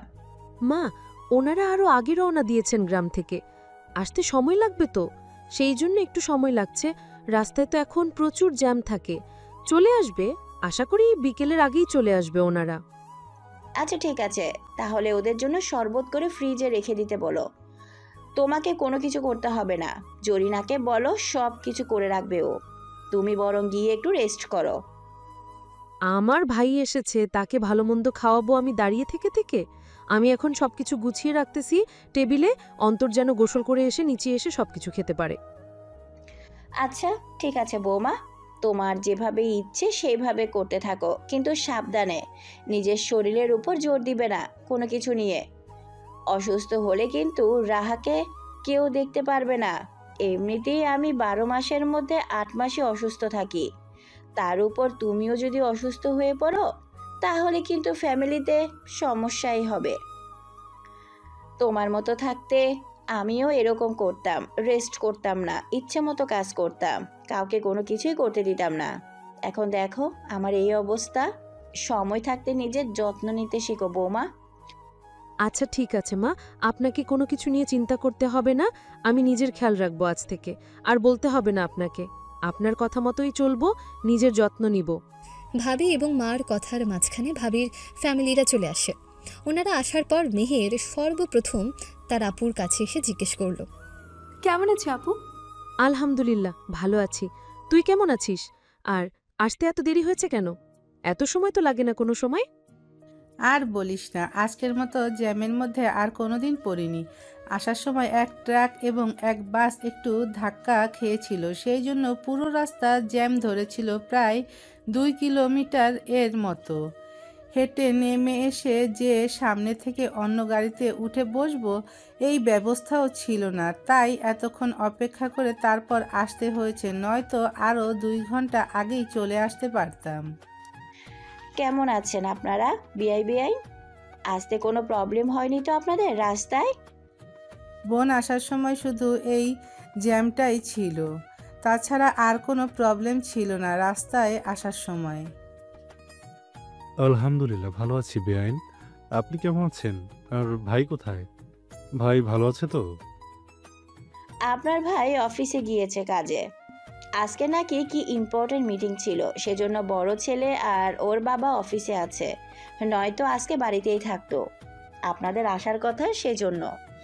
বৌমা, ওনাদেরকে ফ্রেশ হওয়ার জন্য ঘর দেখিয়ে দাও, আর শরবত করেছ সেগুলো টেবিলে এনে সাজিয়ে রাখো। আর বেআইন ফ্রেশ হয়ে আসলে ওনাদেরকে শরবত দাও। আচ্ছা ঠিক আছে মা, আমি বাবা আর মাকে রুম দেখিয়ে আসি ফ্রেশ হওয়ার জন্য। আর মেহের, তুই এখানে থাক, তোর রুম আলাদা, আমি দেখিয়ে দিচ্ছি তোর রুমটা। আরে মেহের মামনি, তুমি কেমন আছো? তোমার পরীক্ষা কেমন হয়েছে? আলহামদুলিল্লাহ ভালো হয়েছে। আন্টি দোয়া করবেন যেন ভালো রেজাল্ট আসে। আমিও আলহামদুলিল্লাহ ভালো আছি। আপনি কেমন আছেন আন্টি? এতদিন ভালোই ছিলাম না, এখন তুমি যেহেতু চলে এসেছো সেজন্য এখন থেকে ভালো থাকবো। এতদিন বাড়িটা শুধু খালি খালি ছিল, অন্তর ছিল মেসের মধ্যে। রাহাটাও শুধু অন্তরের জন্য কান্না করতো। রাহা কোথায় আন্টি? ওকে তো আসার পর থেকে দেখতে পাচ্ছি না। ও কি ঘুমিয়ে গেছে নাকি আমরা আসবো সেটা জানে না? রাহা তো ওর চাচুর সাথে রয়েছে, উপরে ওর চাচুর রুমে। অন্তর এসেছে কিছুক্ষণ আগে রুমে গিয়ে ফ্রেশ হতে। অন্তরের মামাতো বোনের বিয়ে তো, সেই জন্য কালকে রাতেই ওর ভাইয়া ফোন করে বলেছে যেন তাড়াতাড়ি বাড়িতে চলে আসে। 4 দিন পর আসার কথা ছিল, সেজন্য আজকেই চলে এসেছে তার ভাইয়ের কথা শুনে।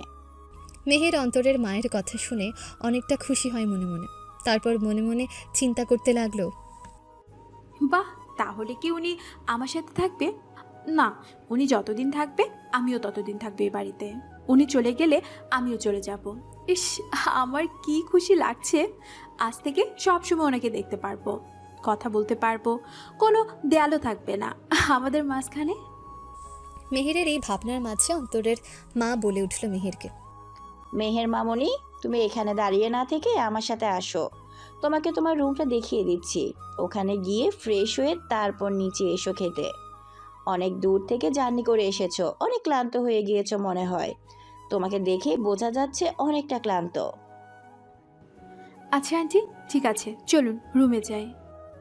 মেহের, এবার কিন্তু তোমাকে আমাদের সাথে অনেক দিন থেকে যেতে হবে। শুনেছি তোমার প্রায় 3 মাসের মতো বন্ধ আছে। ভার্সিটির কোচিং এখান থেকে করতে পারবে, এটা নিয়ে কোনো প্রবলেম হবে না।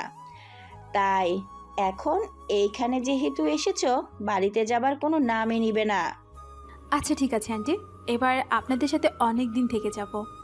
আপনি যেহেতু এত করে বলতেছেন, আপুও বলতেছে, তাহলে এত তাড়াতাড়ি কি করে চলে যায় আপনাদেরকে ছেড়ে?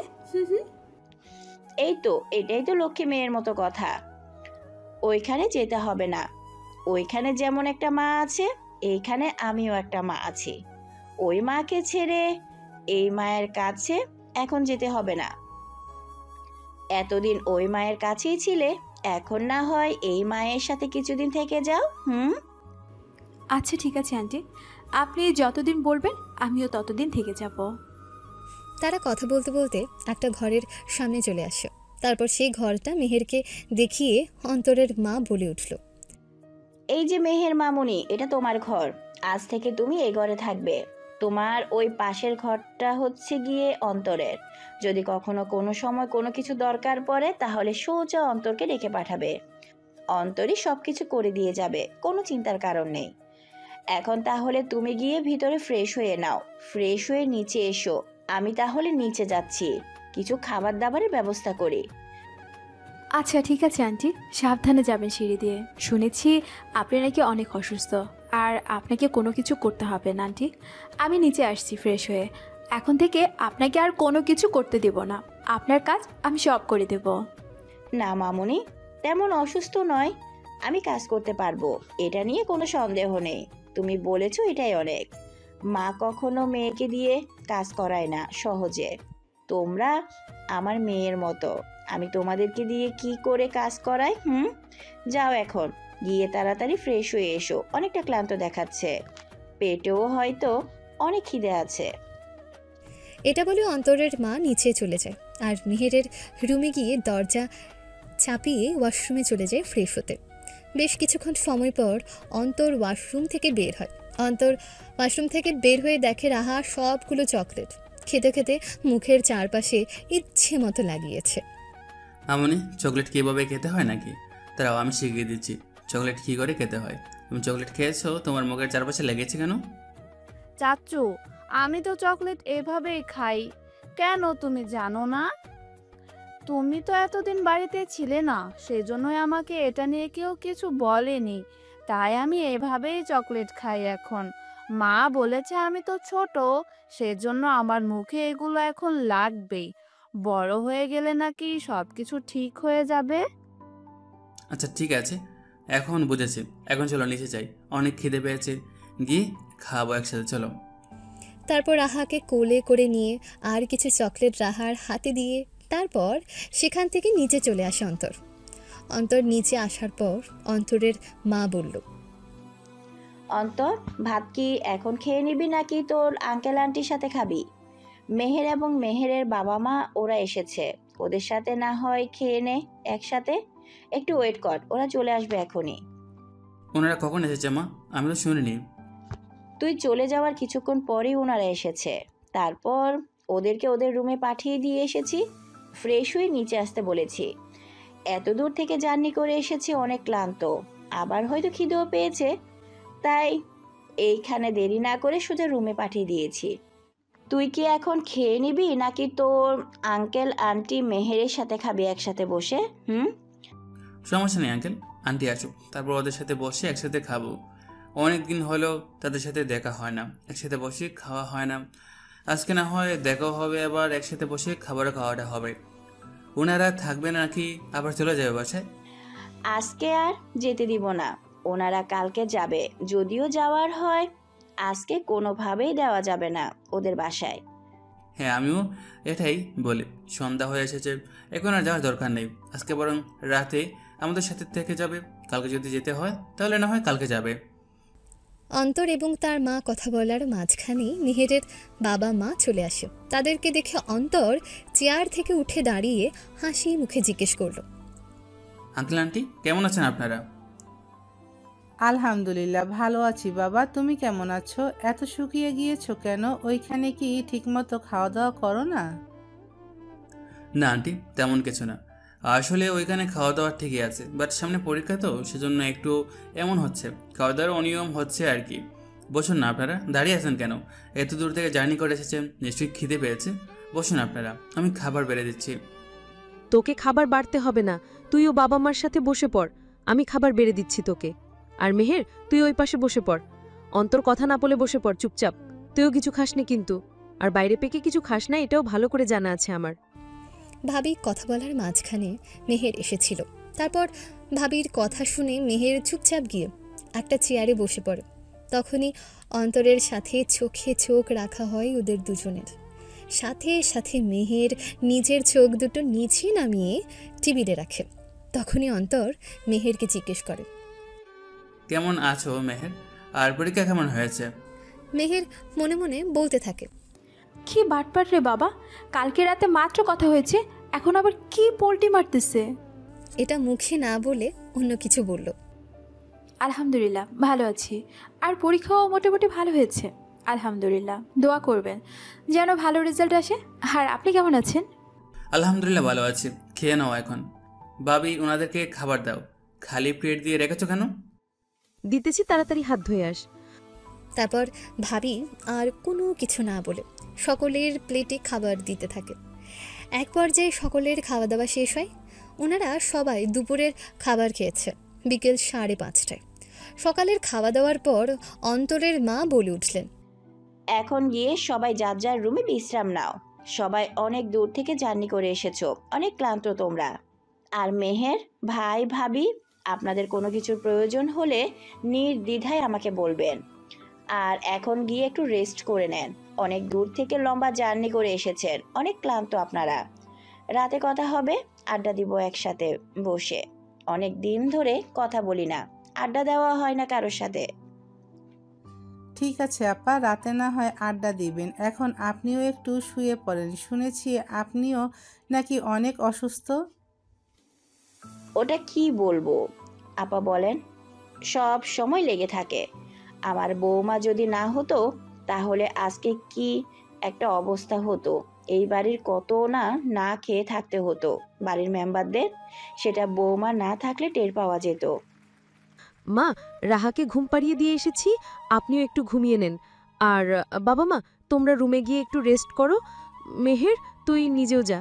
আর অন্তর তো এখন গিয়ে ঘুমাবি, তাই না? তোকে আর বলতে হবে না। হ্যাঁ ভাবি, আমি যাচ্ছি তাহলে। তুমি আমাকে রাত 9টার সময় ডাক দিও। বাবা আর ভাইয়েরা আসলে তার আগেই ডাক দিও না। অন্তর বলার সাথে সাথে মেহের নিজেও বলে ওঠে, আপু, আমিও যাচ্ছি। রুমে গিয়ে একটু ঘুমিয়ে নিই, শরীরটা অনেক ক্লান্ত লাগছে। এটা বলে এখান থেকে আর কারো কোনো কথা না শুনে সোজা অন্তরের পিছে পিছে চলে যায় মেহের। মেহেরের যাওয়ার পেছনের দিকে তাকিয়ে মেহেরের বোন কিছু একটা ভাবে মনে মনে। তারপর সেই দিকে আর কোনো কিছু খেয়াল না দিয়ে চুপচাপ আবারও সবাইকে যার যার রুমে পাঠিয়ে দিয়ে নিজের রুমে চলে যায়। অন্তর মেহেরকে যাওয়ার সময় বলল, মেহের, আস্তে আস্তে সিঁড়ি দিয়ে ওঠো, পা ভেঙে যাবে। একবার পড়তে পারলে তোমাকে কেউ পিছন দিক থেকে ধাক্কা দিচ্ছে, এভাবে উঠতেছো কেন? একবার পড়লে তারপর বুঝো মজা। আপনি কতদিন থাকবেন এখানে? না মানে, আর বলছিলেন আপুর বিয়েতে যাবেন, এখানে কতদিন আছেন? এখানে 4-5 দিনের মতো থেকে তারপর আপুর বিয়েতে যাব। তুমি চাইলে তুমিও যেতে পারো আমার সাথে। এইখান থেকে এত তাড়াতাড়ি আমি একাই তো যাবো, সেই জন্য বলতেছি। বিয়ে থেকে কি বিয়ে শেষ করে ওই দিক দিয়েই চলে যাবেন আবার মেসে, নাকি বাড়িতে এসে আবার কিছুদিন থাকবেন? সেটা এখন শিওর দিয়ে বলতে পারি না। এদিক দিয়ে মেসে চলে যাওয়ার, কিন্তু ভাইয়ার যদি রাজি না হয় তাহলে বাড়িতে আসতে হবে। আর পড়াশোনার সব বই খাতা এগুলো তো বাড়িতে থাকবে, এগুলো নেওয়ার জন্য হলেও আসতে হবে। হয়তো বাড়িতে একদিন থাকা হবে বিয়ের পরে। তুমি এত কিছু জেনে কি করবে? না, আসলে তেমন কিছুই না, এমনিতেই আর কি বললাম। আচ্ছা, আমার রুম চলে এসেছে, আমি রুমে যাচ্ছি, ঘুমাবো, বাই। আর শুনুন, রাতে কি ফ্রি আছেন নাকি কোনো দিকে যাবেন? অন্তর দাঁড়িয়ে পড়ে মেহেরের কথায়। অন্তরকে এভাবে তাকিয়ে থাকতে দেখে মেহের আমতা আমতা করে বলল, না মানে আসলে কোনোদিন শহরে রাতে বের হয়নি তো, সেজন্য বলেছিলাম। আমার অনেক ইচ্ছা জানেন, রাতে শহরে রাস্তায় ঘুরে বেড়ানো, রাস্তার পাশে এক কাপ চা খাওয়া, রাস্তার পাশ থেকে রাত্রিবেলায় আকাশের নিচে থেকে বসে ফুচকা খাওয়ার। আপনি যদি ফ্রি না থাকেন তাহলে যেতে হবে না। কখন যাবে? অন্তর রাজি হবে এটা কখনো মেহের ভাবেনি, কারণ মেহের আগে তার বোনের কাছে শুনেছে অন্তর নাকি কোনো মেয়েদের সাথে ভালো করে কথা বলে না, ভালো করে মেশা তো দূরের কথা। আপনি যখন বলবেন তখনই যেতে পারবো। বাবির কাছ থেকে পারমিশন নিয়ে নিও, নয়তো আমি নিয়ে যেতে পারবো না। এটা বলে অন্তরও সেখানে না দাঁড়িয়ে সোজা চলে যায় তার রুমে। অন্তরের যাওয়ার দিকে তাকিয়ে থাকে মেহের। অন্তর যখনই তার রুমে চলে যায় তখনই মেহের তার রুমে গিয়ে আবারও ফিরে এসে তার আপুর রুমে যায়। সেখানে গিয়ে মেহের তার আপুকে বলল, আপু, আমি একটু রাতে শহরে বের হতে চাই, একটু রাস্তায় হাঁটতে চাই রাতে। তুমি একটু তোমার দেবরকে বলে দেবে আমাকে নিয়ে একটু ঘুরিয়ে আনে। বেশি দেরি করব না, সত্যি বলতেছি। শুধু যাব, একটু ঘুরে ফিরে তারপর চলে আসবো আবার।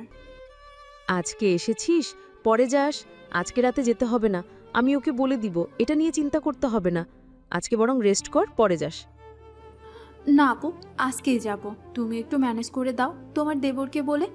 কখন না কখন চলে যায়, এখান থেকে বলা যায় না। পরবর্তীতে আমার এই স্বপ্নটা স্বপ্নই থেকে যাবে, বাস্তবে আর রূপান্তর করতে পারবো না।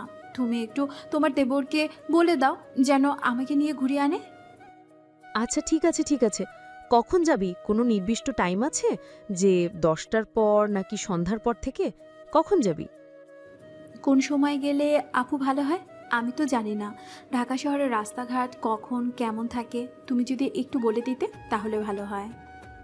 তুই যদি নিরিবিলি হাঁটতে চাস তাহলে তোকে 10টার পর যেতে হবে, কারণ সন্ধ্যা 7টা থেকে 8টা পর্যন্ত অফিসের লোকেরা আসা যাওয়া করবে। তখন মনে কর ততটা নীরব পাবি না, চারপাশে মানুষের কোলাহলে ভরা থাকবে। সেই জন্য আমার মতে 10টার পর যাওয়াই ভালো মনে হয়, যদি নিরিবিলি জায়গা উপভোগ করতে চাস। তোমার দেবর কি রাজি হবে 10টার পর আমাকে নিয়ে যেতে? সে যদিও কোনো কিছুতে রাজি না হয় তখন কি হবে? অন্তরকে নিয়ে তোকে চিন্তা করতে হবে না। অন্তরকে আমি একবার বললে অন্তর ছুটে যাবে তোর সাথে। এখন তুই বল তুই কখন যেতে চাস, সেটা আগে ঠিক কর, তারপর বাকি কথা হবে। তুমি যেহেতু বলছো 10টার পর, তাহলে 10টার পরই যাব। 10টার পর গেলে যদি জায়গা নীরব পাওয়া যায় তাহলে 10টার পরে ভালো মনে করি আমি।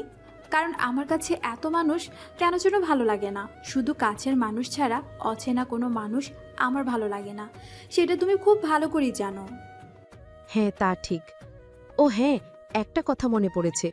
আমাদের বরফুপি ওনার ছেলের জন্য তোর হাত চেয়েছিল বাবার কাছে।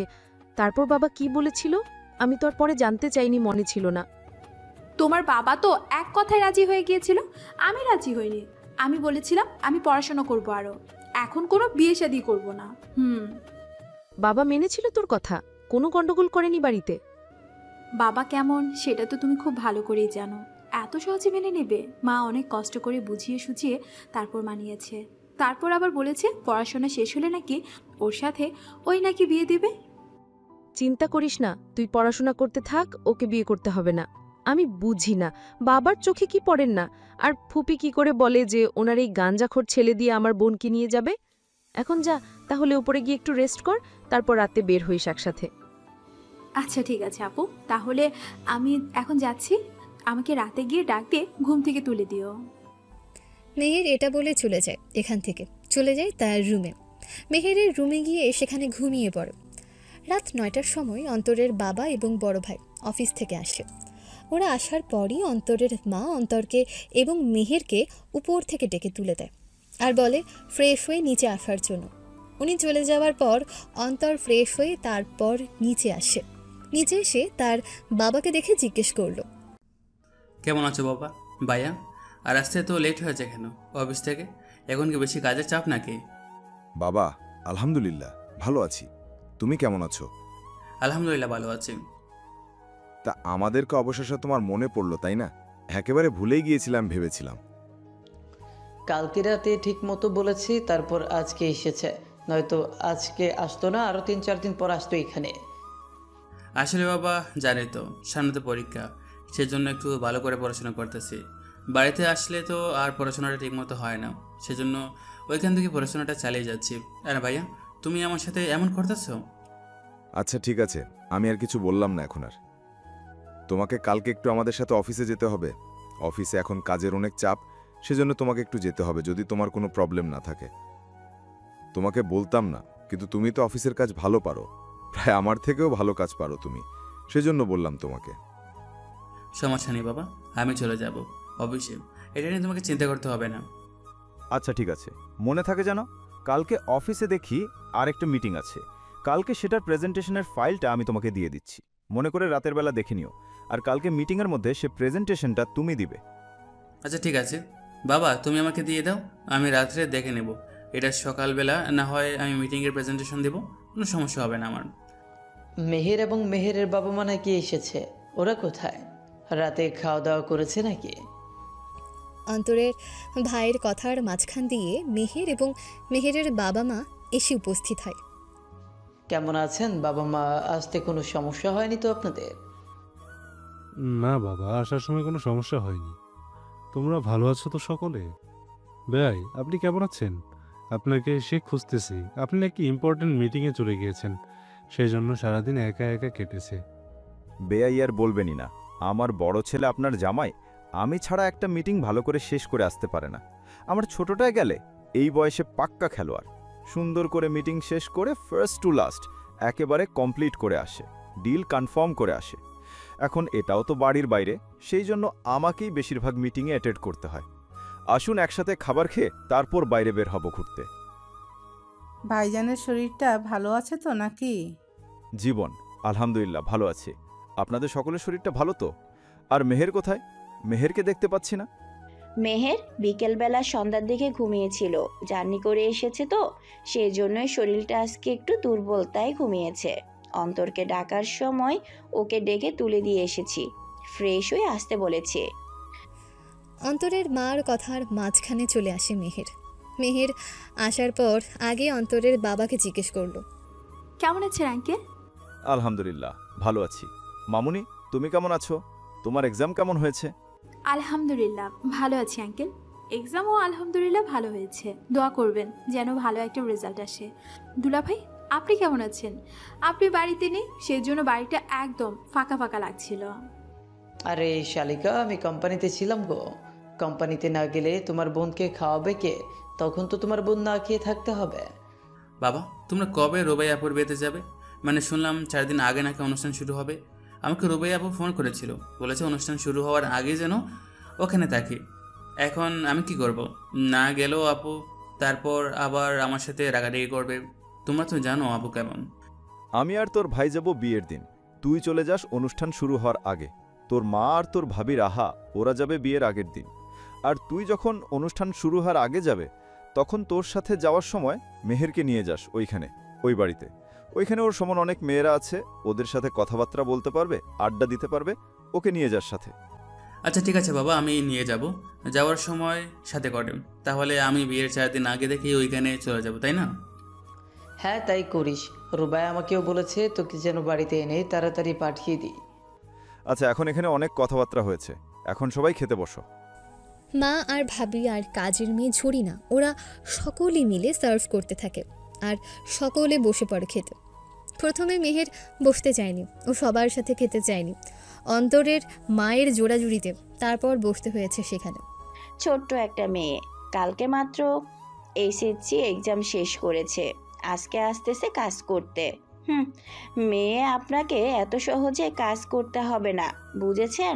আপনি ছোট্ট একটা পুতুল এখনো আমাদের কাছে। আপনার পাশে কাজ মানায় না।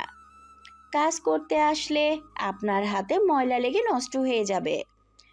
এগুলো কিছু না আন্টি, আমি তো বাড়িতেও কাজ করি, অল্প স্বল্প বাবা মাকেও মাঝে মধ্যে এটা সেটা রান্না করে বানিয়ে খাওয়াই, ফোন থেকে দেখে শিখে নিয়েছি। হ্যাঁ, আর কিছুদিন পর পর হাতের মধ্যে তেল ফেলো, হাত পুড়িয়ে ফেলো, সেগুলো অনেক ভালো লাগে আমাদের কাছে, তাই না? আর বলবেন না ভাবি, কিছুদিন পর পর এইটা বানাবে ওইটা বানাবে, মাথা খেয়ে ফেলে তারপর ফোন নিয়ে ইউটিউবে ঘাটাঘাটি করে বের করে কিচেনে গিয়ে রান্না বসায়। এইভাবে কথা বলতে বলতে এক পর্যায়ে সকলের খাওয়া শেষ হয়ে আসে।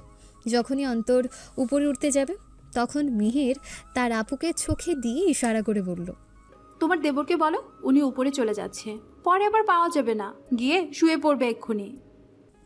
ভাবি সেখান থেকে চলে যায় অন্তরের কাছে। অন্তরের কাছে গিয়ে অন্তরকে জিজ্ঞেস করলো, অন্তর শুনে যা, এখন কি করবি? ঘরে কি এখন কাজ আছে? না তো ভাবি, কেন কোনো কিছু দরকার আপনার? আনতে হবে বাড়ি থেকে? কোনো কিছু লাগলেই বলতে পারেন, আমি এখন এনে নিতে পারি। শোন, মেহের না চাচ্ছে ও রাতে নিরিবিলি শহরে একটু হাঁটাহাঁটি করতে, বাহিরের দোকানের চা খেতে। বিকেলে আমার কাছে এসে আবদার করতেছিল। তখন আমি ওকে বললাম যে 10টার পর যদি যাস তাহলে রাস্তায় কোনো কোলাহল থাকবে না, একদম শান্তশিষ্ট থাকবে। সেই জন্য ও 10টার পর রাজি হয়েছে। এখন তুই যদি একটু সময় করে ওকে নিয়ে বের হতি তাহলে অনেক উপকার হতো।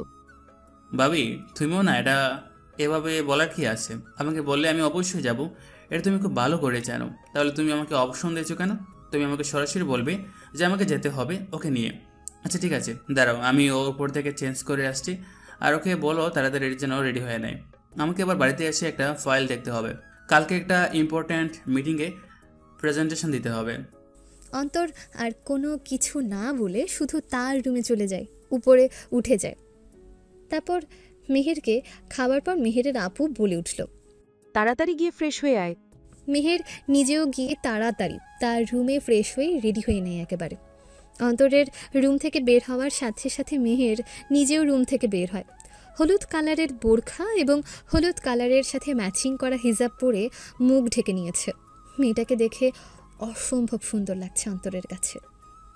তুমি কি সবসময় বাইরে গেলে এভাবে বের হও, নাকি মুখে মাস্ক পরে মুখ ডেকে? হ্যাঁ, আমরা ফ্যামিলি থেকে যতজন আছি, মা, আমি, আপু, ওরা ছিল সব সময় আমরা মুখ ঢেকে মাস্ক পরে বের হতাম বাড়ি থেকে। আর বোরকা সব সময় আমাদের শরীরে থাকতো বাসা থেকে বের হলে। এখন তো আপু এখানে চলে এসেছে আর আমরা এখানে আছি। আপু হয়তো এখনও আগের মতোই আছে, কিন্তু আমরা আগের মতোই আছি। এই যে এমন বোরকা পরা ভারী কাপড়ে তোমাদের গরম লাগে না? এগুলো খুলে ফেলতে ইচ্ছে করে না তোমাদের? এত গরমের মধ্যে এগুলো পরেছে। এখন যদি এইটুকু গরম সহ্য করতে না পারি, তাহলে জাহান্নামের এত ভয়াবহ আগুন কি করে সহ্য করব? জাহান্নামের আগুনের কাছে, তাপের কাছে এই তাপ কিছুই না, এই গরম কিছুই না, বুঝেছেন? অন্তর আর কোনো কিছু না বলে সোজা বলে উঠল মেহেরকে, চলো এখন যাওয়া যাক। এখানে আর দেরি না করে আমাকে ফিরে এসে কাজ করতে হবে। কোথায় কোথায় যাবে ঠিক করেছো? আমি তো ঢাকা শহরে কোনো কিছুই চিনি না, তাহলে আমি কি করে বলবো আমি কোথায় যাব? আপনি আমাকে সুন্দর একটা নিরিবিলি জায়গাতে নিয়ে যান, যেখানে গেলে এক কাপ চা খেতে পারবো আর একটা ফুচকা খেতে পারবো, তবে হ্যাঁ, খোলা আকাশের নিচে দাঁড়িয়ে দাঁড়িয়ে। মেহেরের কথা শুনে অন্তর আর কোনো কিছু না বলে সোজা নিচে হাঁটতে থাকে। নিচে আসার পর তার বাবা, ভাই এবং মেহেরের বাবা একসাথে গল্প করছিল তাদের সামনে পড়ে। তখন মেহেরের বাবা এবং অন্তরের বাবা তাদের দিকে তাকিয়েছিল। তখনই কিচেন থেকে ভাবি এসে ওদের দিকে তাকিয়ে বলল, মেহেরের বাইরে ঘুরতে মন চেয়েছে, সেই জন্য অন্তরের সাথে পাঠাচ্ছি ওকে, যেন একটু ঘুরে ফিরে আসতে পারে। ঢাকা শহর তো রাত্রিবেলাই সুন্দর। আচ্ছা ঠিক আছে, বেশি দেরি করো না, বাহিরে। আর সাবধানে চলাফেরা করো। বাহিরে থেকে গাড়িটা নিয়ে যাও। আর টাকা পয়সা আছে তোমার কাছে, নাকি নিয়ে যাবে? না না, টাকা পয়সা আছে আমার কাছে, এখন লাগবে না, লাগলে আমি চেয়ে নেব। এখন তাহলে আসছি। আর তুমি ওই ফাইলটা আমার রুমে রেখে দিও, আমি এসে দেখে নিব। এখন তাহলে আসছি। সাবধানে যেও বাবা, দেখে রেখো মেহেরকে। অত ঢাকা শহরের তেমন কিছু চেনে না, ওর হাত ধরে রেখো যেন হারিয়ে না যায়। ঠিক আছে আঙ্কেল, এটা নিয়ে চিন্তা করতে হবে না আপনাকে। ও যেহেতু আমার সাথে যাচ্ছে, ওকে দেখা রাখার সম্পূর্ণ দায়িত্ব আমার নিচে। টাকা যদি লাগে তাহলে আমার কাছ থেকে কিছু টাকা নিয়ে যা। তুই তোর অ্যাকাউন্ট থেকে টাকা তুলিস না, আমার কাছ থেকে কিছু নিয়ে যা, পরে না হয় আবার দিয়ে দিস। ভাই এখন টাকা লাগবে না, লাগলে আমি পরবর্তীতে চেয়ে নেব। এখন তাহলে আসছি। এটা বলে অন্তর সেখানে দাঁড়ায় না, সোজা চলে আসে বাহিরে। বাহিরে এসে ড্রাইভিং সিটের পাশের দরজাটা খুলে ধরে, যেন সেখানে গিয়ে মেহের সুন্দর করে বসতে পারে। মেহের নিজেও আর কোনো কথা না বলে সোজা সেই সিটে গিয়ে বসে পড়ে। অন্তর সেই দরজাটা লাগিয়ে তারপর ড্রাইভিং সিটে উঠে বসে। সিট বেল্টটা বেঁধে নাও। বাঁধতে পারো নাকি বেঁধে দেবো আমি? মেহেরকে চুপ করে থাকতে দেখে অন্তর বুঝিয়ে নেয় যা বোঝার। তারপর অন্তর আস্তে আস্তে মেহেরের দিকে ঝুঁকে অনেকটা কাছে চলে যায়। মেহের পাথরের মতন শক্ত হয়ে যায় অন্তরের এত কাছে যাওয়াতে। অন্তর যখন সিট বেল্ট বেঁধে তারপর ড্রাইভিং সিটে আসে, তখন মেহের চোখ মুখ খিচে অফ করে রেখেছে। এটা দেখে অন্তর একটু বাঁকা হাসে। তারপর যখন গাড়ি স্টার্ট দিল, তখন মেহের চোখ খুলে প্রথমে অন্তরের দিকে তাকায়। সাথে সাথে অন্তরের চোখে চোখ পড়ে। লজ্জায় চোখ দুটো নিচে নামিয়ে ফেলে। অন্তর বেশ কিছুক্ষণ সময় ড্রাইভ করে আসার পর এক জায়গায় এসে দাঁড়িয়ে বলল, এখান থেকে ছাকাবে কৃষ্ণচূড়া গাছের নিচে দাঁড়িয়ে, খোলা আকাশের নিচে দাঁড়িয়ে। এখানে কৃষ্ণচূড়া গাছ আছে, তাহলে এখানে রাখেন, এইখানে দাঁড়িয়ে চা খাবো। অন্তর আর কোনো কিছু না বলে গাড়িটা সাইড করে রেখে গাড়ি থেকে দুজন বেরিয়ে চায়ের দোকানের সামনে গিয়ে দাঁড়ায়। তারপর চাওয়ালা মামাকে বলে সে 2 কাপ চা বানিয়ে নিয়ে আসে নিজের হাতে। 1 কাপ চা মেহেরকে দেয় এবং অন্য কাপটা সে নিজে খেতে নেয়। আপনি এত সুন্দর চা বানাতে পারেন আগে জানতাম না তো, আগে কখনো কোনো দিন শুনিনি। আগে কি করে জানবে? আমি তো তোমাকে কোনো চা বানিয়ে খাওয়াইনি। আজকে ফার্স্ট তোমাকে নিয়ে বাইরে বের হয়ে চা বানিয়ে খাওয়াইছি নিজের হাতে। আর এভাবে কোনোদিন তোমাকে একা নিয়ে বের হওয়া হয়নি, একদম ফ্রি মাইন্ডের কথা বলা হয়নি, করা হয়নি। তাহলে জানবে কিভাবে? হ্যাঁ অবশ্য তা ঠিক, কিন্তু আপনি সত্যি দারুণ চা বানান। এখন থেকে মাঝে মধ্যে আপনার চা খেতে হবে। মেহেরের এই কথা শুনে অন্তর আস্তে আস্তে ফিসফিসিয়ে বলে উঠল, মাঝে মধ্যে কেন, সারা জীবন খাওয়াতে রাজি আছে। শুধু একবার আমার পরিকল্পনার মতো সব কিছু ঠিকঠাক করে নিই, তারপর দেখবে আমার হাতের চা সারা জীবন খেতে পারবে। অন্তরের বলা কথাগুলো মেহের শুনতে পায়নি, সেজন্য আর মেহের কোনো কিছু বলেনি। আস্তে আস্তে চা খাওয়া শেষ হওয়ার পর ওখানকার বিল মিটিয়ে আবারও তারা দুজন গাড়িতে উঠে বেরিয়ে পড়ে আর একটা জায়গার উদ্দেশ্যে। গাড়িতে উঠে গাড়ি চালানোর সময় মেহের অন্তরকে জিজ্ঞেস করলো, এখন আমরা কোথায় যাব? ফুচকা কি আমি খাবো নাকি তুমি খাবে? আমার যতটুকু মনে আছে খাওয়ার কথা তুমি নিজে বলেছিলে, তাহলে এখন আবার আমাকে জিজ্ঞেস করতেছো কেন? না, আসলে এমনিতে জিজ্ঞাসা করছিলাম এই আর কি। এখান থেকে কত দূরে? কতক্ষণ সময় লাগবে ওখানে যেতে? তোমার সাথে ঘড়ি ও মোবাইল ফোন রয়েছে?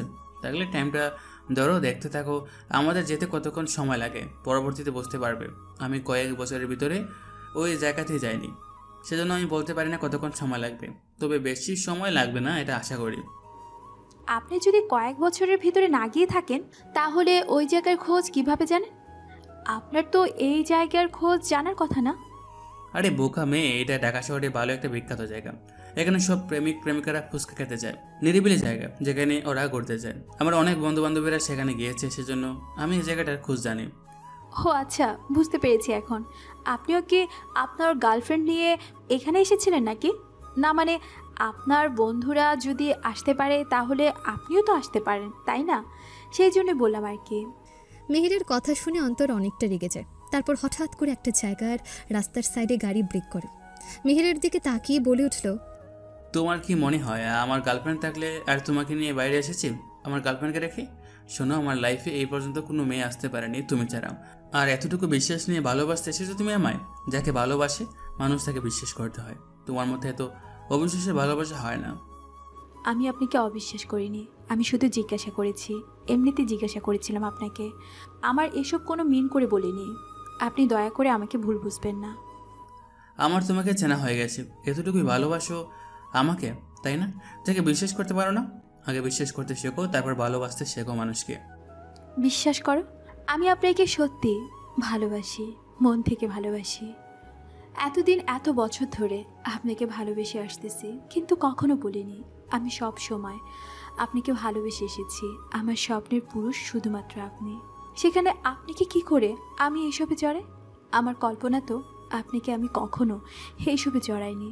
আমি আপনাকে বিশ্বাস করি মনে প্রাণে, আপনাকে বিশ্বাস করি, সত্যি বলতেছি, খুব বেশি ভালোবাসি আপনাকে।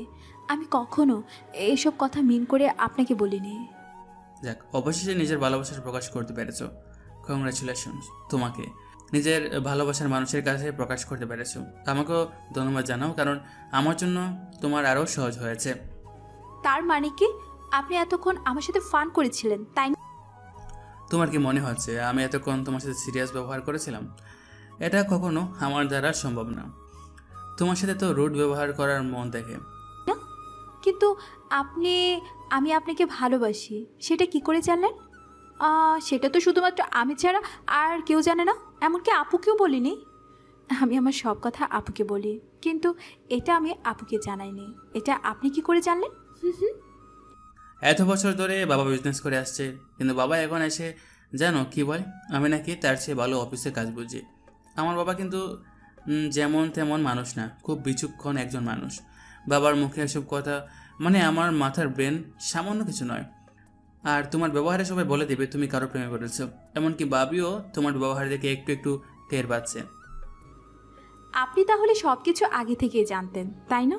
তারপরও আমাকে কোনো কিছু বলেননি কেন? সব সময় আমাকে ভয়ের মধ্যে রেখেছেন। তুমি তখন ছোট ছেলে, মাত্র এসএসসি পরীক্ষা দিয়েছিলে। তুমি যদি নিজে থেকে এসে আমাকে বলতে বা আমি তোমার সেই কথাগুলো জানতাম, এটা তোমায় বলতাম, তাহলে হয়তো আমাদের মধ্যে আর এত দূরত্ব থাকতো না। আর দূরত্ব না থাকলে আমরা একে অপরের সাথে জড়িয়ে যেতাম। তখন আর তোমার পড়াশোনা ঠিকমতো হতো না। সেজন্য আমি তখন সব কিছু জেনেও না জানার ভান করেছিলাম, যেন তুমি আর একটু বড় হও। এখন তুমি পারফেক্ট, তোমাকে বিয়ে করতে আমার কোনো সমস্যা নেই, কিংবা পরিবারেরও কোনো সমস্যা নেই। আমি কিন্তু আপনাকে ছাড়া কাউকে বিয়ে করব না, দুনিয়া কেমত হয়ে গেলেও না। বাবা আমাকে আমার ফুফাতো ভাইয়ের সাথে বিয়ে দিতে চায়। তোমার ফুফাতো ভাই তোমাকে বিয়ে করবে না। ওকে এমন মার মেরেছে যেন দ্বিতীয়বার তোমার দিকে চোখ তুলে তাকানোর সাহস না করে। এই জীবনে বেঁচে থাকতে তোমার দিকে চোখ তুলে ভালো করে তাকানোর সাহস পাবে না আর কখনো। আর তোমার ফুফি, ওনাকে আমি দেখে নেব, তোমাকে কোনো কিছু ভাবতে হবে না। তাহলে আমরা কি এখন থেকে রিলেশনে আছি? সন্দেহ আছে কোনো তোমার? থাকলে বলতে পারো, আমি সেটা দূর করার চেষ্টা করব। আর হ্যাঁ, আজকের পর থেকে কিন্তু সাবধানে চলাফেরা করবে বাসায়। আপাতত এখন কাউকে জানাবে না। আমি পরীক্ষাটা শেষ করে বাড়িতে এসে ফার্স্ট তোমাকে বিয়ে করব একদিনের ভিতরে। এর ভিতর যদি বাবা আমাকে বিয়ে দিয়ে দেয়, আপনি তো ওইখানেই থাকবেন, মেসে থাকবেন, তখন কিভাবে ওখান থেকে তো আপনি আর কিছুই করতে পারবেন না। হয়তো ফুফাতো ভাই সে আসবে না আমাকে বিয়ে করতে, যদি অন্য কোনো ছেলে নিয়ে আসে তখন কি হবে? তোমার মাথাটা ছোট হলেও বুদ্ধিটা কিন্তু অনেক বেশি আমার থেকে। আমি যা বুঝতে পারতেছি তোমার কথাটাও ভাবার বিষয় আছে। তাহলে একটা কাজ করা যায়, এখন যা বলবো সেটা চুপচাপ করে শুনবে, কোনো কথা বলবে না। কি করতে হবে এখন বলুন আমাকে। আপনি যা বলবেন আমি তাই করতে পারবো, আমার কোনো সমস্যা নেই। বিয়ে করবো এখন তোমাকে, আমি যেন তোমার মুখ থেকে কোনো নেগেটিভ উত্তর শুনতে না পাই। চুপচাপ বিয়েটা করতে হবে এখন, মানে এখন। আর কোনো কথা বলবে না, এর মধ্যে আর কোনো কথা শুনতে চাই না। কিন্তু এখন বিয়ে করলে পরবর্তীতে বাড়িতে তো জেনে যাবে, এক সময় না এক সময়। তারপর ওরা যদি ঝামেলা করে, মেনে না নেয়, তখন কি হবে? তোমাকে অত কিছু ভাবতে হবে না। বাড়িতে না মানলেও ওইটা আমি দেখে নেব। আমার বাড়িতে মেনে নেবে, এটা 100% শিওর, এটাতে কোনো সন্দেহ নেই। বাট তোমার বাড়িতে হয়তো প্রথমে একটু ঝামেলা হতে পারে, পরবর্তীতে আমি সব কিছু ঠিক করে দেবো। আমার উপর ভরসা আছে তো? নিজের থেকেও বেশি বিশ্বাস করি আপনাকে, সেই জন্যই তো এত রাতের বেলায় আপনার সাথে বেরিয়ে এসেছি, কারোর সাথে না এসে। মিহিরের কথা শুনে অন্তর কাকে যেন ফোন করে। বেশ কিছুক্ষণ সময় পর অন্তরের দুজন ফ্রেন্ড আসে, একটা মেয়ে এবং অপরটা ছেলে। কে রে মেয়েটা, আর এত রাতে এখানে দাঁড়িয়ে কি করতেছিস? আমার জানা মতে তো তোর কোনো গার্লফ্রেন্ড নেই, তাহলে এই মেয়েটাকে? সালমা তুই চুপ করতো। এত কথা কি করে বলিস? একের পর এক শুধু প্রশ্ন করেই যাচ্ছিস। অন্তরকে কোনো কিছু বলতে দে, ওকে বলতে না দিয়ে তুই শুধু বকবক করেই যাচ্ছিস। অন্তর, তুই বল কি হয়েছে? এত রাতে ফোন কেন দিয়েছিস? 11টা বাজতেছে, এত রাত্রে এই মেয়েটা কে তোর সাথে? গাড়িতে ওঠে অবশ্য, তারপর কথা বলতেছি। তারপর সকলে মিলে গাড়িতে উঠে বসে। সালমা এবং সাব্বির তারা দুজন পেছনে বসে, মেহের সামনের সিটে ড্রাইভিংয়ের পাশের সিটে বসে। অন্তর গিয়ে ড্রাইভিং সিটে বসে, তারপর বলতে শুরু করলো। শোনো, ও হচ্ছে মেহের, বাবার ছোট বোন। এখন বিয়ে করব আমরা দুজন, তোরা দুজন সাক্ষী হবি আমাদের বিয়ে, বুঝতে পেরেছিস? মামা, তুই না বলেছিলিস তুই একটা মেয়েকে ভালোবাসিস? তাহলে এই মেয়েটাকে কেন বিয়ে করতে যাচ্ছিস? তুই ওই মেয়েকে ঠকাবি তাহলে, তাই না? আরে গাদার বাচ্চা গাদা, এটা বাবির বোন, সাথে ওর নাম মেহের। আর আমি কাকে বলেছিলাম ভালোবাসি? মেহের নামের কোনো একটা মেয়েকে। ও তাহলে এটাই সেই মেহের? ভাবির বোন এই মেহের ছিল, তাই না? হ্যাঁ, বাবির বোন ও মেহের, ওকে ভালোবাসতাম আর ওকে বিয়ে করবো এখন। কিন্তু বিয়ে করবি সব কিছু ঠিক আছে, কিন্তু এত তাড়াতাড়ি করে কি আছে? আর বাড়ি থেকে লুকিয়ে বিয়ে করার কি আছে? আমার জানা মতে আঙ্কেল আন্টি তোর মতের বিরুদ্ধে যাবে না, তাহলে এভাবে শুধু শুধু ওনাদেরকে কষ্ট দেওয়ার মানে কি আছে? শোন, বাবা মা কষ্ট পাবে না, আর কোনো কথা জিজ্ঞেস করবি না। শুধু এখন কাজে অফিসে নিয়ে যাচ্ছি, ওইখানে বিয়ে পড়ানো শেষ হবে, তারপর তোদেরকে ট্রিট দিয়ে বাড়িতে পাঠাবো। এদিকে চল, সামনে আমার একটা আঙ্কেলের অফিস আছে, উনি একজন কাজী। আচ্ছা ঠিক আছে, চল তাহলে যাওয়া যাক ওই দিকে। তারপর বেশ কিছুক্ষণ সময় অন্তর ড্রাইভ করে একটা কাজী অফিসের সামনে এসে গাড়ি থেকে নামে সকলে। সেখান থেকে ভেতরে গিয়ে প্রায় 2 ঘন্টার পর বিয়েটা কমপ্লিট করে ওরা, আবার বের হয়ে আসে। অবশেষে শেষমেশ তুই বিয়েটা করে ফেললি, তাই না? ইস, তুই কত করে বলতি সবার পর বিয়ে করবি। এসব মেয়েদের কাছে তোর পোষায় না। এখন আমাদের সেই গ্রেট অন্তর ভাই কি করে বসলো সবার আগে। চুপচাপ কথা না বলে রেস্টুরেন্টে ঢুক, তারপর যা যা ইচ্ছে খেতে থাক। লেট হয়ে গেছে এমনিতেই, 1টা বাজতেছে, বাসায় হয়তো সকালে চিন্তায় আছে। আমরা খেয়ে এসেছি সেজন্য আমরা খাবো না এখন। মেহের, তুমি খাবে? তুমি না হয় একটু কফি খাও, আর নয়তো একটা আইসক্রিম খাও এখন। আমি এখন কিছু খাবো না, আমার খুব ভয় করতেছে, না জানি বাবা মা কি বলে। এত ভয় পেতে হবে না তোমার, আমি আছি তোর সাথে, আমাকে ভরসা করো, ইনশাআল্লাহ সব কিছু ঠিক করে দেবো। তারপর ওরা 4 জন রেস্টুরেন্টে বসে। সাব্বির এবং সালমা তারা দুজন খেয়ে নেয় অল্প অল্প করে। তারাও রাতের খাবার খেয়ে নিয়েছিল, শুধু এখন অন্তরের পকেট খালি করার জন্য এই সব কিছু তারা অর্ডার করে শুধু শুধু। তারপর ওরা খেয়ে যেটা বেশি হয় সেটা বাড়িতে নিয়ে যায় ওরা। আর এইদিকে অন্তর আর মেহের বাড়িতে আসার পর দেখে ড্রয়িং রুমের মধ্যে সকলে বসে আছে, তাদের জন্য অপেক্ষা করছে। ভাবি, তোমরা এখনো ঘুমাওনি? সকলে যে এখানে বসে আছো। তোমার এত দেরি হয়েছে কেন আসতে? 10টার দিকে বের হয়েছো বাসা থেকে, আর এখন বাজতেছে প্রায় 2টো। এত সময় তুমি বাইরে কি করেছো? 1 কাপ চা আর 1 প্লেট ফুচকা খেতে এত সময় লাগে সেটা তো আমার জানা ছিল না। আসলে বাবা অনেক ভিড় ছিল তো, সেজন্য আর বাইরে একটু হাঁটাহাঁটি করছিলাম। আবার কিছু বন্ধুদের সাথে দেখা হয়েছিল, তাদের সাথে আড্ডা দিয়েছিলাম। তাদের সাথে আড্ডা দিয়ে এসেছো নাকি তাদেরকে নিজের বিয়ের সাক্ষী করে এসেছো? আমাদেরকে বললে কি আমরা বিয়ের ব্যবস্থা করতাম না? এভাবে লুকিয়ে বিয়ে করার কি ছিল?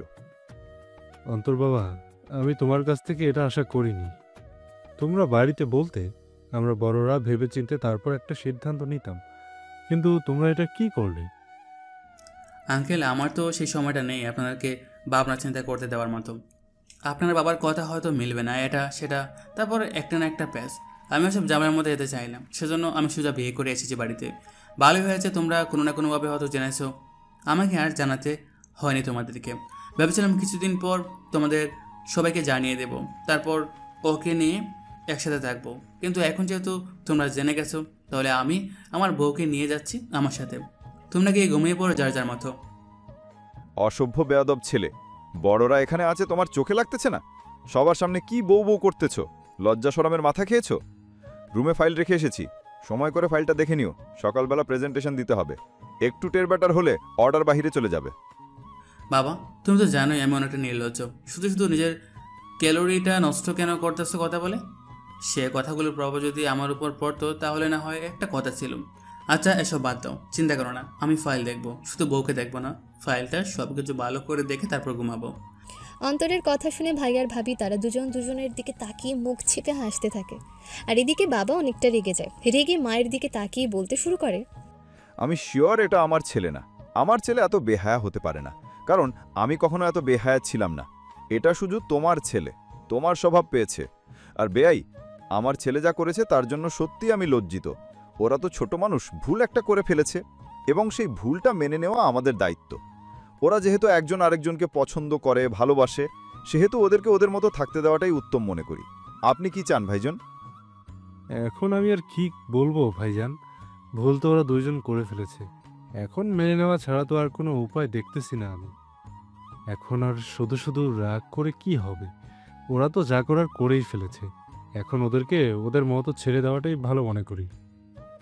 তোমার মনে নেই, তুমিও তো আমাকে বিয়ের আগে পালিয়ে বিয়ে করার প্রস্তাব দিয়েছিলে, মনে নেই? ভুলে গিয়েছো এখন? আমি শুধু তখন রাজি হইনি বলে। আমি রাজি হলে তো তখন ওই রকম একটা সিচুয়েশন হতো আমাদের বাড়ির উপরেও। তোমার ক্যারেক্টার পেয়েছে আমার ছোট ছেলেটা, আর এখন বলতেছো আমার ছেলে নাকি আমার ক্যারেক্টার পেয়েছে, তাই না? নির্লজ্জ, বেহায়া, লজ্জাহীন হচ্ছে গিয়ে তুমি। এখন দোষ সব এসে পড়েছে আমার উপরে, খবিশ লোক। অন্তরের মায়ের এমন কথাবার্তা শুনে অন্তরের বাবা অনেকটা চুপ হয়ে যায় ভয়ে। তারপর মেহেরের বাবার দিকে তাকিয়ে বলল, ভাই দেখেন, আমার ঘরের মহারানী। ভাইরে, আমাদেরকে কত কত মানুষ সালাম দেয়, উঠতে বসতে স্যার স্যার বলে ডাকে, সম্মান দিয়ে কুল পায় না। আর ঘরের ভিতর আসলে ওনাদের জ্বালায় শান্তিতে থাকতে পারি না। এটাই হচ্ছে আমাদের জীবন ভাই। আমরা ভালো নেই, কোথাও ভালো নেই, কোথাও নিরাপদ নেই আমরা। ভাই, আমি আর আপনাকে কি বলবো, আমারও একই অবস্থা। বউ যখন রেগে থাকে তখন আর কে সামনে গিয়ে কিছু বলবে? সব কিছু ভেঙে ফেলতে দুইবার ভাবে না, ভয়ে থাকি কখন না জানি আমাকেও ভেঙে ফেলে মাঝখান থেকে। বাবা, তাহলে এখন ওরা তো বিয়েটা করে নিয়েছে, এখন তাহলে কি করব আমরা? এখন আর তোমাদেরকে কোনো কিছু করতে হবে না, যা করার তারা করে ফেলেছে। রুবায়ের বিয়ের পর ভালো একটা দিন দেখে ওদের বিয়ের অনুষ্ঠানটা করে ফেলবো। আচ্ছা ঠিক আছে বাবা, তাহলে এখন আমি রুমে যাচ্ছি, অনেক ঘুম পেয়েছে, কালকে তো আবার সকাল সকাল অফিস যেতে হবে। এটা বলার পর সকলে সেখান থেকে চলে যায় যার যার রুমে ঘুমানোর জন্য। মেহেরের মা মেহেরের বাবাকে বলতে থাকে, ছেলেটাকে আমার কাছে অনেক ভালো লাগে। অন্তরকে আমার মেয়ের জামাই হিসেবে পেয়ে আমি অনেক খুশি। মেহেরের বাবা কোনো কিছু বলে না। এখন থেকে কি আমাকে আপনার সাথে এই রুমে থাকতে হবে? হ্যাঁ, এখন থেকে আমার সাথে আমার বেডে আমার বুকে আমার জড়িয়ে ধরে ঘুমাতে হবে, এতে কোনো সন্দেহ নেই। বিছানাটা ঠিক করো, আমার ফাইলটা দেখা প্রায় শেষ, আমি আসতেছি।